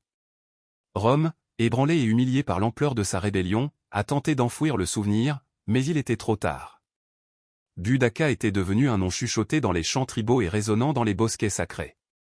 Pour les Bretons, elle n'était pas une rebelle vaincue, mais une martyre, une déesse de la guerre et de la vengeance, une mère qui s'était dressée contre l'empire le plus puissant du monde et l'avait fait saigner. Même parmi les Romains, il y avait un respect réticent. Tacite, bien que romain jusqu'à la moelle, la dépeinte non pas comme une barbare, mais comme une chef formidable, lésée par l'arrogance de l'empire. Cassius Dion a écrit sur sa présence imposante et ses discours terrifiants. Ils la craignaient, oui, mais ils admiraient aussi sa détermination. Et à travers les siècles, Boudica a refusé de mourir. Elle renaîtrait dans des statues victoriennes, dans des poèmes de Tennyson, dans des livres d'histoire, dans des leçons d'école. Elle est devenue un symbole de défi, surtout pour les femmes qui voyaient dans son histoire un feu qui ne pouvait pas être éteint. Son char, aux roues hérissées, déchirant le temps, est devenu un véhicule de résistance. Et ainsi, bien que son corps puisse être perdu pour l'histoire, sa voix n'a jamais disparu. Elle chevauche avec le vent, elle hurle dans le feu, elle résonne à travers chaque âme qui s'est un jour dressée contre l'oppression et a chuchoté « Je ne m'agenouillerai pas ». Des siècles se sont écoulés depuis que Boudica a disparu dans les brumes de l'histoire, mais son ombre plane toujours sur les îles britanniques. On peut voir son nom gravé sur des monuments, l'entendre invoquer dans des discours politiques et sentir sa présence dans l'esprit obstiné d'une terre qui ne l'a jamais vraiment oublié. À Londres, près de Westminster Bridge, une statue en bronze la montre debout, grande, sur un char de guerre, flanquée de ses filles, les yeux fixés sur l'horizon, les roues levées en signe de défi. En dessous, la circulation bourdonne et les touristes se promènent, inconscients qu'ils marchent dans les échos de sa rébellion. Mais son héritage ne concerne pas seulement les statues, il s'agit de ce qu'elle représente. Boudica est devenue plus que la somme de ses batailles. Elle est devenue une question éternelle posée à chaque empire, à chaque oppresseur, à chaque dirigeant qui oublie le pouvoir du peuple. Que se passe-t-il lorsque ceux que l'on a réduits au silence se lèvent? Elle n'était pas parfaite, sa révolte a été marquée par des effusions de sang et des massacres, des dizaines de milliers de personnes sont mortes aux mains de ces guerriers. Mais l'histoire n'est pas écrite par des saints, elle est sculptée par ceux qui osent résister, et la résistance, de par sa nature, est rarement propre. Pourtant, ce qui fait perdurer Boudica, ce n'est pas seulement sa guerre contre Rome, c'est le feu qu'elle a allumé dans l'imagination humaine. Une femme qui a tout perdu et qui s'est quand même tenue debout, une reine qui a refusé d'être définie par l'empire qui a essayé de la briser, une mère qui a transformé son chagrin en une épée. Les historiens modernes continuent de débattre de son rôle exact, de ses décisions, de ses motifs, mais demandez à n'importe quel Breton qui était Boudica, et ils ne réciteront pas des notes de bas de page, ils vous diront quelle était la reine qui a fait saigner Rome, la femme qui a uni des tribus qui s'étaient autrefois battues les unes avec les autres, la guerrière qui a enseigné au monde que la dignité peut renaître même de la dévastation. Et en cela, elle devient plus qu'une figure historique, elle devient un symbole de rébellion, de courage, de la volonté inébranlable d'être libre. Parce que même lorsque Rome a reconstruit ses villes et redessiné ses cartes, elle n'a pas pu l'effacer, sa flamme brûle toujours, dans chaque combat contre la tyrannie, dans chaque voix qui ose dire non et dans chaque âme qui préférerait mourir debout que vivre à genoux. Boudica est parti, mais sa légende chevauche à jamais. Pour les anciens, la maladie n'était jamais aléatoire. Il ne s'agissait pas seulement de bactéries, de virus ou de cellules défectueuses, ces explications viendraient des milliers d'années plus tard.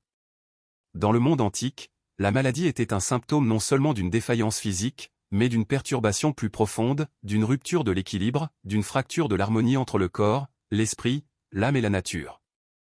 En Mésopotamie, la maladie était souvent considérée comme une punition divine. Si quelqu'un tombait malade, on croyait qu'il avait offensé un dieu, brisé un tabou ou attiré une malédiction. Le diagnostic ne commençait pas par les symptômes, mais par des questions. Qu'avez-vous fait? Qui avez-vous mis en colère? Les prêtres et les guérisseurs travaillaient ensemble, interprétant les présages, lançant des sorts et prescrivant des rituels en même temps que des traitements à base de plantes. Dans la Chine ancienne, l'équilibre prenait un sens plus systématique à travers le yin et le yang et les 5 éléments, le bois, le feu, la terre, le métal et l'eau. La santé était l'état d'équilibre entre les forces opposées. Trop de chaleur ou de froid, de sécheresse ou d'humidité déséquilibrerait le corps. Les praticiens de la médecine traditionnelle chinoise ne traitaient pas seulement une toux, ils demandaient quand elle avait commencé, à quel moment de la journée elle s'aggravait, quelles émotions l'accompagnaient. La guérison était holistique, les herbes, l'acupuncture et les changements alimentaires étaient tous des outils pour rééquilibrer le cosmos intérieur. En Grèce, le médecin Hippocrate a rejeté l'idée que les dieux punissaient les gens avec des maladies, pourtant, lui aussi voyait la santé comme une harmonie, sa théorie des 4 humeurs, le sang, la flegme, la bile jaune et la bile noire, a dominé la médecine occidentale pendant des siècles. Chaque humeur correspondait à un élément, l'air, l'eau, le feu et la terre, et à un tempérament spécifique. Une personne saine avait ses fluides en équilibre, la maladie était simplement le résultat d'un excès ou d'un manque de l'un d'entre eux. Si quelqu'un était fiévreux et agressif, il pouvait avoir un excès de bile jaune, un déséquilibre colérique, un patient léthargique et pâle pouvait souffrir d'une surcharge de flegme, liée au froid et à l'humidité. Le traitement se concentrait donc sur le rétablissement de l'équilibre par des saignées, des purges, des régimes alimentaires spéciaux et des bains.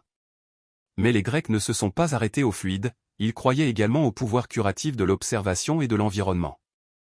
Le serment d'Hippocrate, qui résonne encore dans la médecine moderne, exhortait les médecins à ne pas nuire, à observer attentivement leurs patients et à traiter la personne entière, et pas seulement la maladie.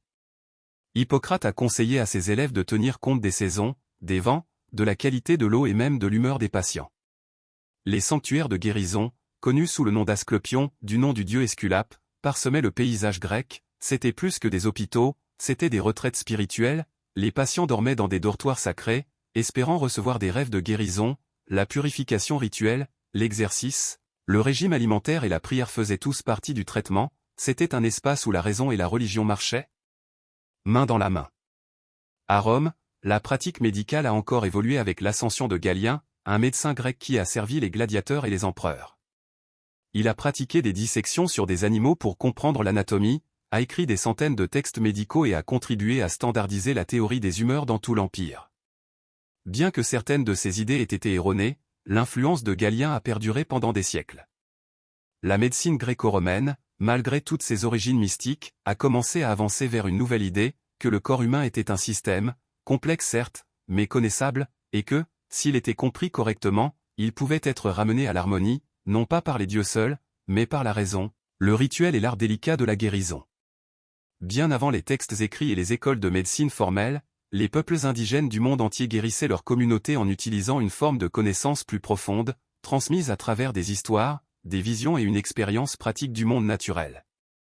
Pour ces cultures, la médecine n'était pas une profession, c'était un mode de vie, tissé dans les rituels quotidiens, les rythmes saisonniers et les cérémonies sacrées. Parmi les tribus amérindiennes, les guérisseurs étaient connus sous le nom d'hommes et de femmes médecine, mais leur rôle s'étendait bien au-delà du traitement physique. Ils étaient des guides spirituels, des conteurs, des conseillers et des gardiens du savoir ancestral. La maladie était considérée comme une perturbation de la relation de la personne avec la nature, avec la tribu, avec les esprits ou avec elle-même. La guérison nécessitait plus que des herbes, elle nécessitait une reconnexion. Les plantes étaient au cœur de cette pratique, des Cherokees au Lakota, chaque tribu possédait une connaissance encyclopédique de la terre, quelle racine mâchée pour la douleur, quelle feuille infusée pour la fièvre, quelle écorce broyée pour les blessures. La sauge, le cèdre, l'herbe douce et le tabac étaient sacrés, utilisés dans des rituels de fumigation pour purifier le corps et l'esprit. Pourtant, la médecine n'a jamais été seulement une question d'ingrédients, c'était aussi une question d'intention, de cérémonie et de respect. Les guérisseurs travaillaient souvent en tandem avec les forces spirituelles, ils organisaient des huttes de sudation, des quêtes de vision et des cercles de tambour. La maladie pouvait être causée par une violation des tabous, une possession spirituelle ou même une perte d'âme, une condition où une partie de l'essence de l'individu avait fui en raison d'un traumatisme. Dans de tels cas, des rituels comme la récupération d'âme étaient effectués, rappelant l'esprit par des chants, des danses ou une transe guidée. La même révérence profonde pour la nature se retrouve dans les traditions indigènes à travers le monde. Dans la forêt amazonienne, les chamans s'appuient sur de puissants médicaments végétaux comme l'ayahuasca, une boisson hallucinogène utilisée non pas pour les loisirs, mais pour la guérison et la perspicacité. Ils croient que les plantes elles-mêmes sont des enseignantes, révélant les racines de la souffrance à travers des visions. En Australie aborigène, la médecine du bush comprend des herbes, des argiles et des rituels transmis à travers le temps du rêve, l'ère ancestrale qui guide encore l'identité indigène. Ici, la guérison concerne l'équilibre entre le corps, la terre, les ancêtres et les champs sacrés. Ces systèmes n'ont jamais été écrits dans des livres, ils vivaient dans les champs, les danses et les paysages du peuple. Pour les guérisseurs indigènes, la médecine moderne a peut-être ses machines et ses laboratoires, mais la terre a toujours été la première pharmacie, et la guérison ne consiste pas à vaincre la maladie, mais à se souvenir de qui nous sommes. À travers chaque civilisation antique, indépendamment de la langue, de la géographie ou du système de croyance, il y avait une constante, la conviction que la guérison nécessitait plus que des herbes et de la chirurgie, elle nécessitait l'esprit. Que la maladie soit considérée comme une punition divine, un déséquilibre de l'âme ou une rupture avec les forces sacrées, les anciens croyaient que la véritable guérison commençait dans le monde invisible, et la porte d'entrée vers ce monde était le rituel. En Mésopotamie, bien avant l'essor de la médecine formelle, les gens se tournaient vers les exorcistes et les prêtres pour combattre la maladie. On croyait que les maladies étaient causées par des esprits malveillants ou des dieux offensés. Des tablettes d'argile révélaient des rites de guérison détaillés, où des chants étaient chuchotés pendant que des potions étaient appliquées, des figurines spéciales étaient enterrées sous les maisons pour conjurer la maladie. Les rituels n'étaient pas séparés du traitement, ils étaient le traitement. Dans l'Égypte ancienne, aucun médecin ne travaillait sans invoquer les dieux. Avant d'appliquer du miel sur une plaie ou de bander un membre, le guérisseur récitait souvent des prières à Thoth, le dieu de la sagesse, ou à Sekhmet, la déesse de la guérison et de la colère. La maladie n'était pas seulement une attaque physique, c'était un déséquilibre cosmique. Guérir signifiait réaligner le patient avec Ma, le principe de vérité, d'ordre et d'harmonie. Dans de nombreuses traditions africaines, les guérisseurs, appelés Nga ou Sangoma, utilisaient le tambour, la danse et la divination pour diagnostiquer et guérir. Ils parlaient avec les ancêtres, invoquaient les esprits et entraient souvent dans des états de transe pour voyager dans le royaume spirituel au nom de leurs patients. Les herbes étaient importantes, mais le monde invisible était toujours consulté en premier. Même dans la Grèce classique, le rituel jouait un rôle. Dans les Asclépions, les temples sacrés de guérison, les patients subissaient des rituels de purification, de jeûne et de prière. La nuit, ils dormaient en enquamésie, rêvant sous les statues d'Esculape, le dieu de la guérison. Ces rêves étaient interprétés par les prêtres du temple pour guider le traitement. Le rituel n'était pas superstition, c'était structure, il donnait forme à la souffrance, un langage à la douleur et un sentiment que la maladie avait un sens. Grâce à des actes symboliques, les gens pouvaient transformer la peur en espoir, l'isolement en connexion et le chaos en contrôle. Et plus que cela, cela leur rappelait qu'ils n'étaient pas seuls. Même aujourd'hui, la science étudie l'effet placebo, le pouvoir de la croyance, l'impact curatif de l'intention. Les anciens n'avaient pas besoin des données, ils comprenaient déjà. Parfois, un mot prononcé avec révérence peut guérir plus profondément que n'importe quelle lame, parce que toutes les blessures ne sont pas visibles et tous les médicaments ne sont pas faits de matière. Quand on pense à la chirurgie antique, on imagine souvent des outils rudimentaires, des mains tremblantes et une douleur insupportable. Mais la vérité est bien plus impressionnante et plus humaine. À travers le monde antique, la chirurgie était pratiquée avec une précision surprenante. Ces premiers guérisseurs n'avaient pas d'anesthésie, de rayons X ou d'antiseptiques, mais ils avaient de la compétence, du courage et une compréhension remarquable du corps, acquise grâce à des générations d'observations, d'essais et souvent de nécessités brutales. En Inde, la Susruta Samhita, écrite il y a plus de 2000 ans, détaillait plus de 300 interventions chirurgicales. Son auteur, Susruta, est considéré comme le père de la chirurgie. Il a décrit des techniques pour enlever des tumeurs, réduire des os, réparer des hernies et même reconstruire des nez, une forme de chirurgie plastique. Ces outils étaient tranchants, variés et soigneusement classés, forceps, scalpel, sonde et aiguilles, dont beaucoup étaient en fer ou en pierre. Susruta a souligné l'importance de l'hygiène, de la préparation chirurgicale et de la compréhension de l'anatomie par la dissection, bien que celle-ci ait souvent été limitée aux animaux. Sa sagesse chirurgicale s'est répandue bien au-delà de l'Inde, influençant à la fois les pratiques islamiques et occidentales des siècles plus tard. Dans l'Égypte ancienne, les connaissances chirurgicales se sont mélangées aux rituels. Des textes sur papyrus révèlent des procédures pour coudre des plaies, traiter des membres disloqués et drainer des abcès. Des outils comme des couteaux en bronze, des scies à os et des tiges de cautérisation ont été trouvés dans des tombes. Ils pratiquaient même la trépanation, en coupant un trou dans le crâne pour soulager la pression ou traiter les blessures à la tête. Étonnamment, de nombreux crânes montrent des signes de guérison, ce qui signifie que les patients ont survécu. La trépanation ne se limitait pas à l'Égypte, au Pérou précolombien, les archéologues ont découvert des centaines de crânes trépanés, souvent ceux de guerriers blessés au combat. Certaines interventions chirurgicales ont été incroyablement réussies, dans certaines régions, plus de 80% des patients ont survécu, selon la régénération osseuse. Ces premiers chirurgiens peuvent avoir utilisé des feuilles de coca ou de la bière de maïs fermentée pour atténuer la douleur, ainsi que des antiseptiques à base de plantes. Dans le monde gréco-romain, Galien a fait progresser les techniques chirurgicales en étudiant les gladiateurs blessés et en disséquant des animaux. Ses connaissances sur le système nerveux et les voies vasculaires ont jeté les bases de l'anatomie ultérieure. Les chirurgiens militaires romains traitaient les blessures sur le champ de bataille avec efficacité, en utilisant des pinces à cautère et des ligatures. Bien que la chirurgie ait toujours été dangereuse, elle était aussi respectée, c'était le domaine de ceux qui étaient assez courageux pour couper dans la vie elle-même, en espérant tirer la santé de la douleur. Ce n'étaient pas des bouchers, c'étaient des artistes de la lame, et bien que leur connaissance soit incomplète, leur héritage perdure à chaque fois qu'un scalpel est levé pour guérir et non pour nuire. Aujourd'hui, nous vivons dans un monde de diagnostic numérique, de chirurgie robotisée et de cartographie génétique. Nous pouvons scanner un corps en quelques secondes et envoyer des ordonnances à travers les océans d'un simple clic. Et pourtant, dans les coins tranquilles de la médecine moderne, les murmures du monde antique résonnent encore. Vous pouvez trouver les Ayurveda dans les studios de yoga, des formules à base de plantes chinoises dans les rayons des pharmacies et des cérémonies de fumigation indigènes organisées dans les hôpitaux pour honorer les traditions des patients. Les étudiants en médecine prêtent toujours une version du serment d'Hippocrate, s'engageant à ne pas nuire, tout comme leurs prédécesseurs gréco-romains. Dans les salles d'opération, nous utilisons des outils de précision qui remontent à l'origine aux instruments en fer de Susruta. Des concepts comme les soins holistiques, la médecine préventive et la connexion corps-esprit, qui sont maintenant les pierres angulaires de la santé intégrative, sont enracinés dans la sagesse des civilisations anciennes qui ont vu la guérison non pas comme une tâche, mais comme une relation. Même la science moderne a fait un cercle complet. La recherche confirme de plus en plus ce que les anciens croyaient, que le stress, l'isolement et les traumatismes émotionnels peuvent affaiblir le système immunitaire, perturber le sommeil et causer des douleurs physiques. La méditation, autrefois une discipline spirituelle, est maintenant étudiée pour ses effets sur la santé du cerveau. Les bains de forêt, dérivés des pratiques shintoïstes et indigènes de connexion à la nature, sont prescrits pour l'anxiété. Et l'effet placebo, la guérison alimentée par la croyance, continue de déconcerter les chercheurs qui l'ont autrefois rejeté.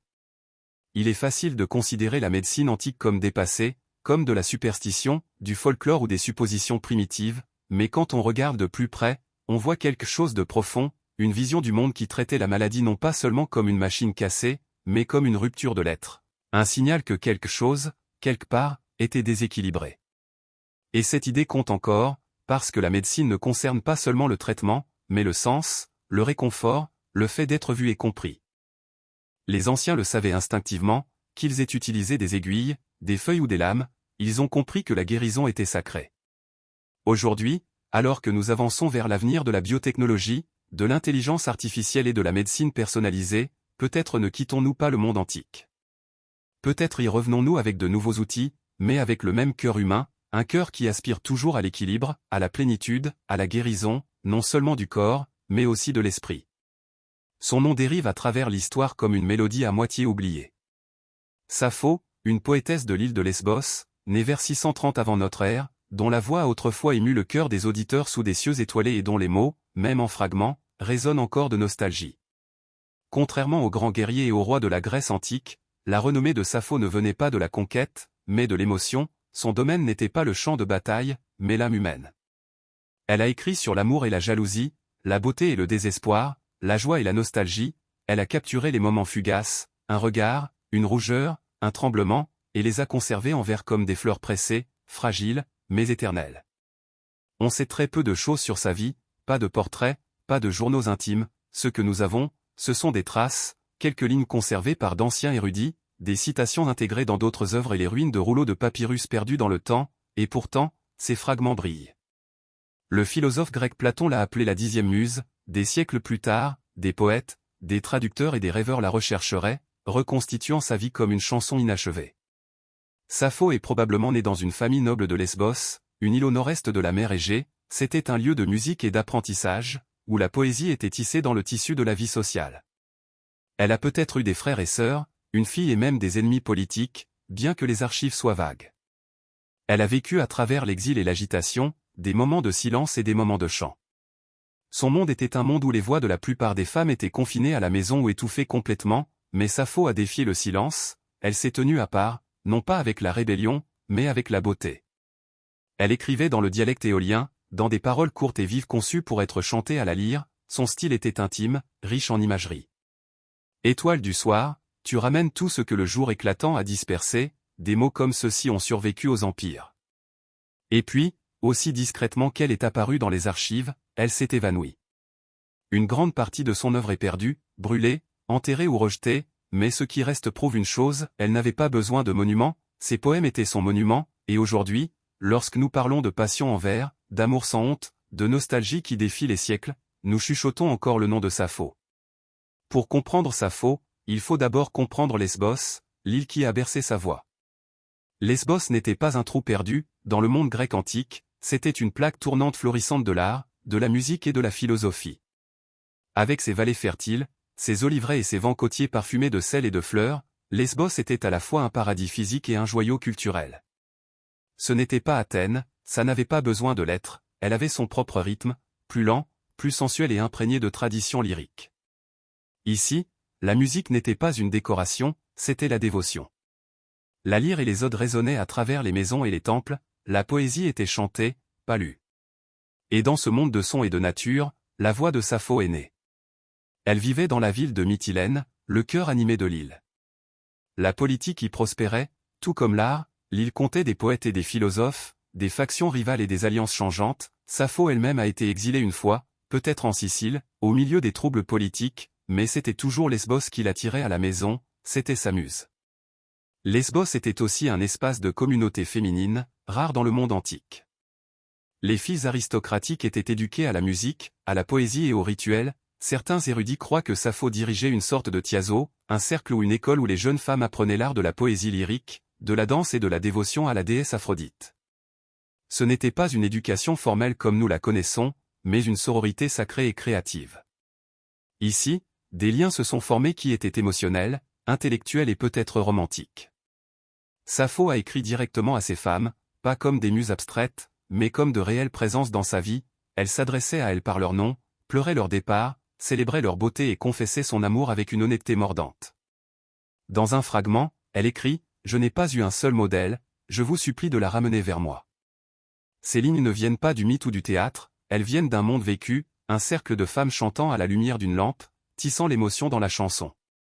Et bien que le temps déformerait plus tard son héritage, l'encadrant avec du scandale ou des spéculations, Lesbos était le sol à partir duquel sa vérité a grandi, pas seulement un lieu sur une carte, mais un berceau culturel de passion, d'art et d'expression féminine. Sappho n'a pas seulement vécu à Lesbos, elle est devenue Lesbos, son souffle, son cœur, sa voix. À une époque où les grandes épopées d'Homère louaient les dieux et les héros et où les hommes remplissaient des rouleaux de bataille et de conquête, Sappho a écrit sur le cœur. Elle n'a pas chanté la guerre, elle a chanté une main tremblante, un regard timide, une voix qui faisait frissonner son corps.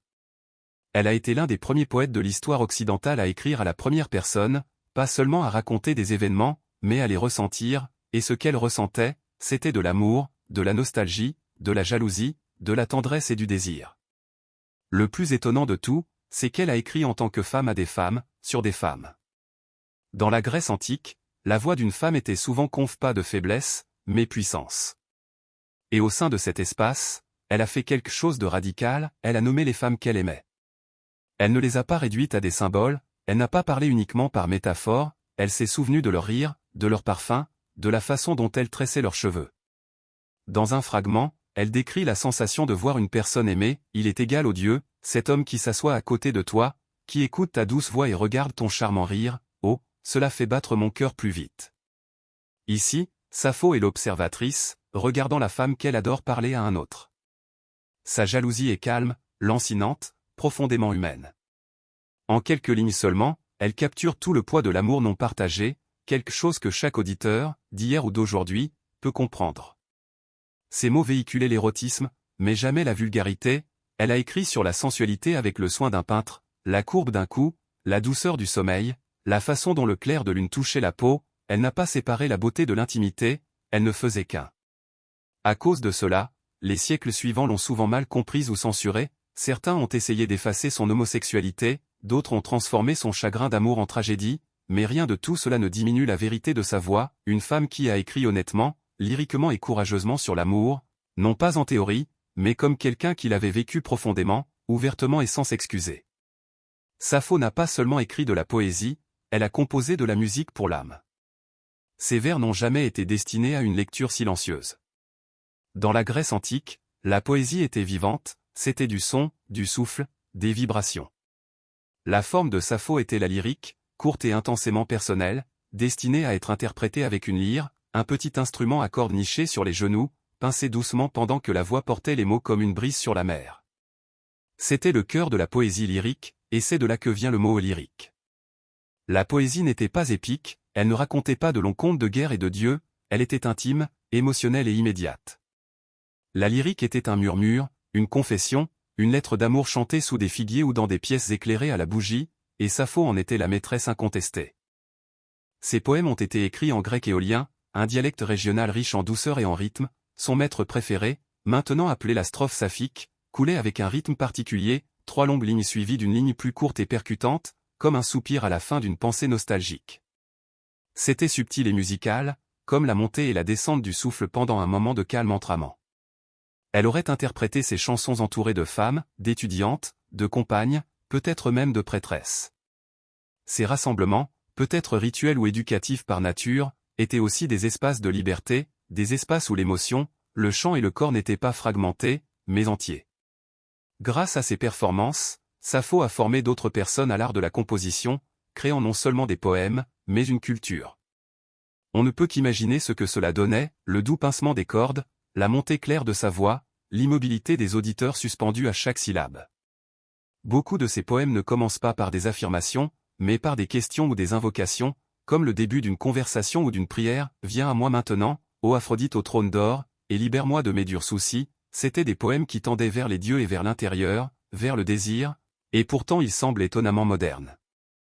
Vous pourriez les mettre en musique aujourd'hui et ils susciteraient encore quelque chose de brut et de réel. Sappho a transformé la poésie en chanson, et ce faisant, elle a rappelé au monde que l'émotion est musique, que chaque chagrin d'amour, chaque frisson tactile ou tremblement de voix mérite une mélodie, et la sienne résonne encore des siècles plus tard. Pour chaque ligne de la poésie de Sappho que nous avons aujourd'hui, des dizaines, voire des centaines, sont perdues. Ce qui reste, ce sont des fragments, des éclats d'émotion et de son, des phrases arrachées à leurs chansons originales, dérivant à travers le temps. Certaines sont des strophes complètes, d'autres ne sont que des murmures, un seul mot, un éclat de nostalgie, une pensée de conclusion sans début. Et pourtant, même ces morceaux brisés pulsent de vie, comme des braises incandescentes dans les cendres de quelque chose d'autrefois brillant. Pourquoi tant a-t-il disparu? Le temps, la guerre et la destruction délibérée. Les œuvres de Sappho ont autrefois été rassemblées en 9 volumes, organisés dans la célèbre bibliothèque d'Alexandrie. Celles-ci ont probablement été copiées et récitées dans tout le monde classique. Mais avec la chute de cette bibliothèque, une grande partie de la littérature ancienne a été perdue. Plus tard, alors que l'influence chrétienne augmentait, de nombreuses œuvres jugées païennes ou immorales ont été supprimées, négligées ou intentionnellement brûlées. La poésie de Sappho, remplie de passion, en particulier d'amour homosexuel, a fait d'elle une cible. À l'époque médiévale, elle est devenue un fantôme. Son nom a survécu, mais sa voix a été presque réduite au silence. Ce n'est que grâce à des citations d'autres auteurs, conservées dans des grammaires, des commentaires ou des œuvres philosophiques, que des bribes de sa poésie ont échappé à l'extinction. Ces fragments étaient souvent cités pour leur style ou leur vocabulaire, et non pour leur force émotionnelle. Pourtant, les sentiments transparaissaient encore. Puis vinrent les papyrus.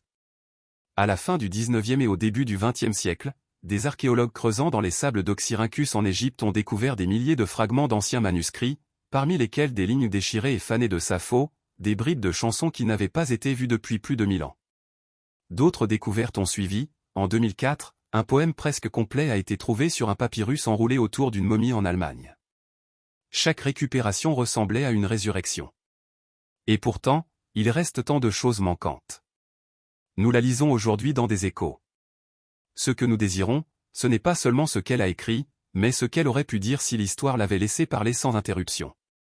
Pourtant, il y a quelque chose d'étrangement approprié dans cette survie à travers les fragments. Sappho a écrit sur l'impermanence, sur les moments fugaces, sur la beauté qui glisse entre les doigts comme le sable. Et il est donc peut-être approprié que sa poésie nous parvienne non pas comme un monument, mais comme un mystère, un puzzle reconstitué par les amoureux du langage, de la musique, du cœur, une voix autrefois noyée dans le feu, brûlant encore. La poésie de Sappho était trop honnête pour échapper au jugement. De son vivant, elle a été admirée, célébrée même, comme une maîtresse de la poésie lyrique. Platon l'a appelée la 10e muse, la plaçant parmi les dieux. Pourtant, à mesure que les siècles passaient et que les cultures changeaient, son héritage s'est déformé, réduit au silence ou scandalisé, selon les époques. Pourquoi? Parce qu'elle écrivait sur l'amour, et pas le genre que l'histoire était à l'aise de se rappeler. Une grande partie de sa poésie est centrée sur une affection et un désir profond pour les femmes, elle a loué leur beauté, pleuré leur absence, confessé sa jalousie et célébré leur intimité. Dans son monde, ce n'était pas étrange, dans le contexte culturel de Lesbos, en particulier parmi les femmes aristocratiques, des liens émotionnels étroits, voire romantiques, étaient acceptés, voire honorés. Mais les générations suivantes, en particulier sous les valeurs romaines, chrétiennes et victoriennes, ont lutté contre cela. Plutôt que de confronter sa vérité, ils ont réécrit son histoire. Les scribes médiévaux l'ont ignoré, les traducteurs de la Renaissance ont adouci son langage, les victoriens l'ont qualifié de romantique tragique, le cœur brisé pour un homme, inventant même le mythe qu'elle avait sauté vers sa mort depuis une falaise à cause de l'amour d'un passeur nommé Phaon, un conte qui n'apparaît nulle part dans son œuvre authentique.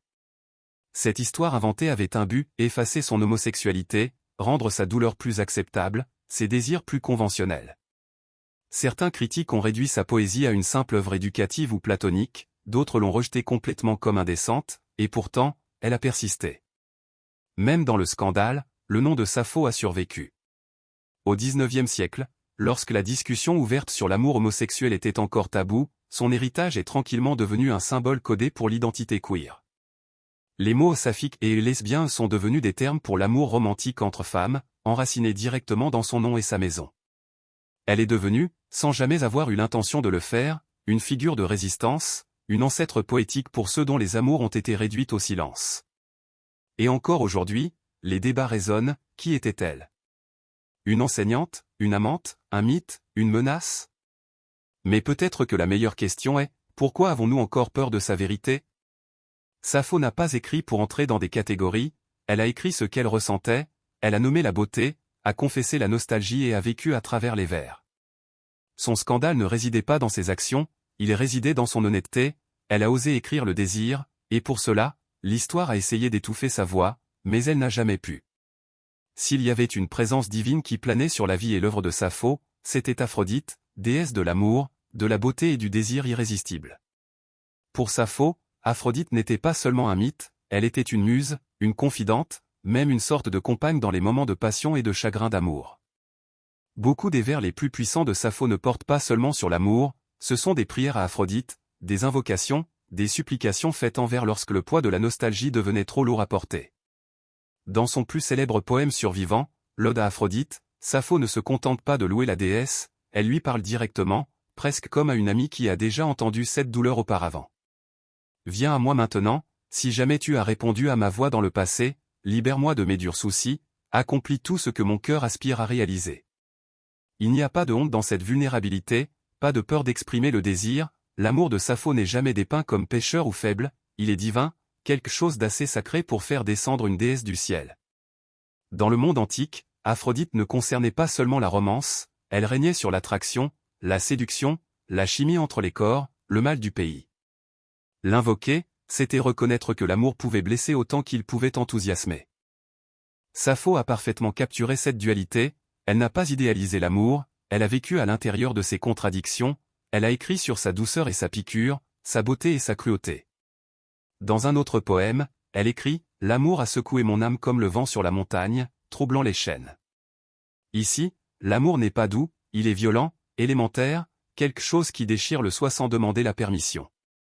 En plaçant Aphrodite au centre de son monde émotionnel, Sappho a élevé la nostalgie en quelque chose de mythique, ses poèmes ont brouillé la frontière entre le personnel et le divin, entre l'émotion quotidienne et la force cosmique, et ce faisant, elle a contribué à construire un héritage littéraire où l'amour n'était pas seulement un thème, c'était une forme de culte.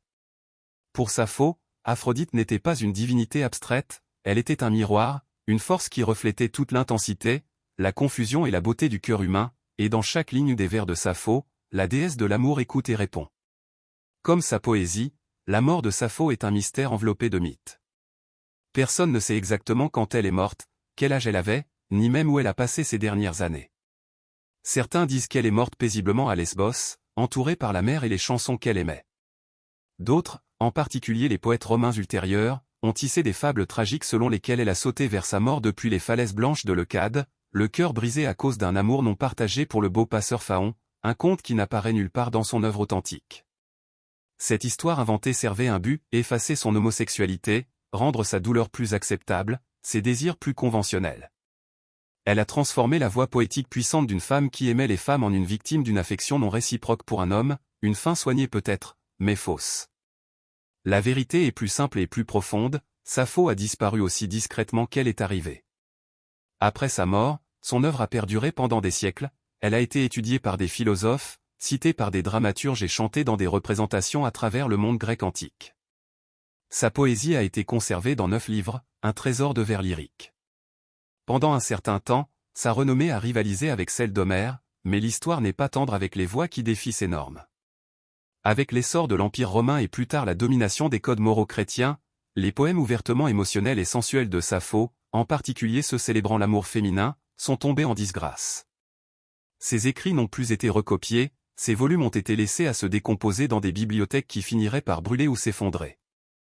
Certains croient que ses œuvres ont été intentionnellement détruites par les premiers fonctionnaires de l'Église qui considéraient ses chansons comme dangereuses. Au Moyen Âge, son nom est resté, mais ses mots avaient presque disparu. Il faudrait plus de 1000 ans avant que des fragments de ses vers ne refassent surface, déterrer des tas d'ordures égyptiens ou cités dans des grammaires anciennes. Morceau par morceau, elle est renée, non pas par le mythe, mais par la survie. Sa mort peut être perdue pour le temps, mais sa disparition n'a jamais été totale, elle s'est attardée dans des murmures, dans des lignes volées griffonnées en marge, dans la douleur persistante des voix qui ont refusé d'être oubliées. Sappho n'avait pas besoin d'une mort héroïque, ses poèmes étaient déjà immortels, et dans les lacunes où ses mots vivaient autrefois, nous pouvons encore sentir la forme de son esprit, aspirant, inachevé, mais jamais vraiment disparu. La vie de Sappho est peut-être perdue dans l'ombre, ses vers dispersés et incomplets, mais son influence n'a jamais diminué. Si quoi que ce soit, elle n'a fait que se renforcer, comme une bougie qui vacille mais refuse de s'éteindre. À chaque époque, quelqu'un l'a redécouverte, à la Renaissance, des érudits se sont penchés sur ses fragments, s'émerveillant de sa délicate maîtrise des émotions. À l'époque romantique, des poètes comme Byron et Shelley ont invoqué son nom. Au XIXe et XXe siècle, alors que les conversations autour du genre et de l'identité ont commencé à se réveiller, Sappho est devenue un symbole de résilience queer, d'art féminin, de liberté émotionnelle. Son nom vit dans le langage lui-même, saphique utilisé pour décrire l'amour romantique entre femmes, lesbien tiré de l'île de sa naissance, désormais une identité mondiale. Ces mots ne sont pas seulement des termes, ce sont des échos de sa vie, la preuve qu'une voix peut se répandre à travers des millénaires et remodeler encore la façon dont nous comprenons l'amour et l'expression. Des artistes, des écrivains et des musiciens continuent d'être attirés par elle, des peintres l'ont imaginée à la lyre, baignée de clair de lune, des poètes l'ont traduite encore et encore, chaque version cherchant l'impulsion sous les mots, des auteurs modernes l'ont réimaginée, récupérée, ressuscitée dans des romans, des chansons et des pièces de théâtre, et à travers tout cela, une chose reste claire, Sappho parle à quelque chose d'universel. Peu importe que ses poèmes soient brisés, peu importe que sa biographie soit floue, ce qui compte, c'est l'émotion qui brûle sous les mots, la joie tremblante du désir, la douleur de la séparation, le caractère sacré de la beauté, ce sont des sentiments que nous portons tous. Elle a juste trouvé un moyen de les chanter. C'est peut-être cela, sa véritable immortalité, pas les statues de marbre ou les notes de bas de page académiques, mais la façon dont quelques lignes de plus de 2000 ans peuvent encore faire que quelqu'un fasse une pause, respire et se sente moins seul. Le don de Sappho n'a jamais été seulement la poésie, c'était la présence, elle a fait du sentiment un art, elle a fait de la nostalgie une forme de vérité, et ce faisant, elle est devenue plus qu'une poète, elle est devenue un miroir pour quiconque a jamais aimé en silence, profondément ou au mépris du monde, et tant que les cœurs humains se briseront et guériront à travers le langage, Sappho restera, non pas seulement remémorée, mais ressentie.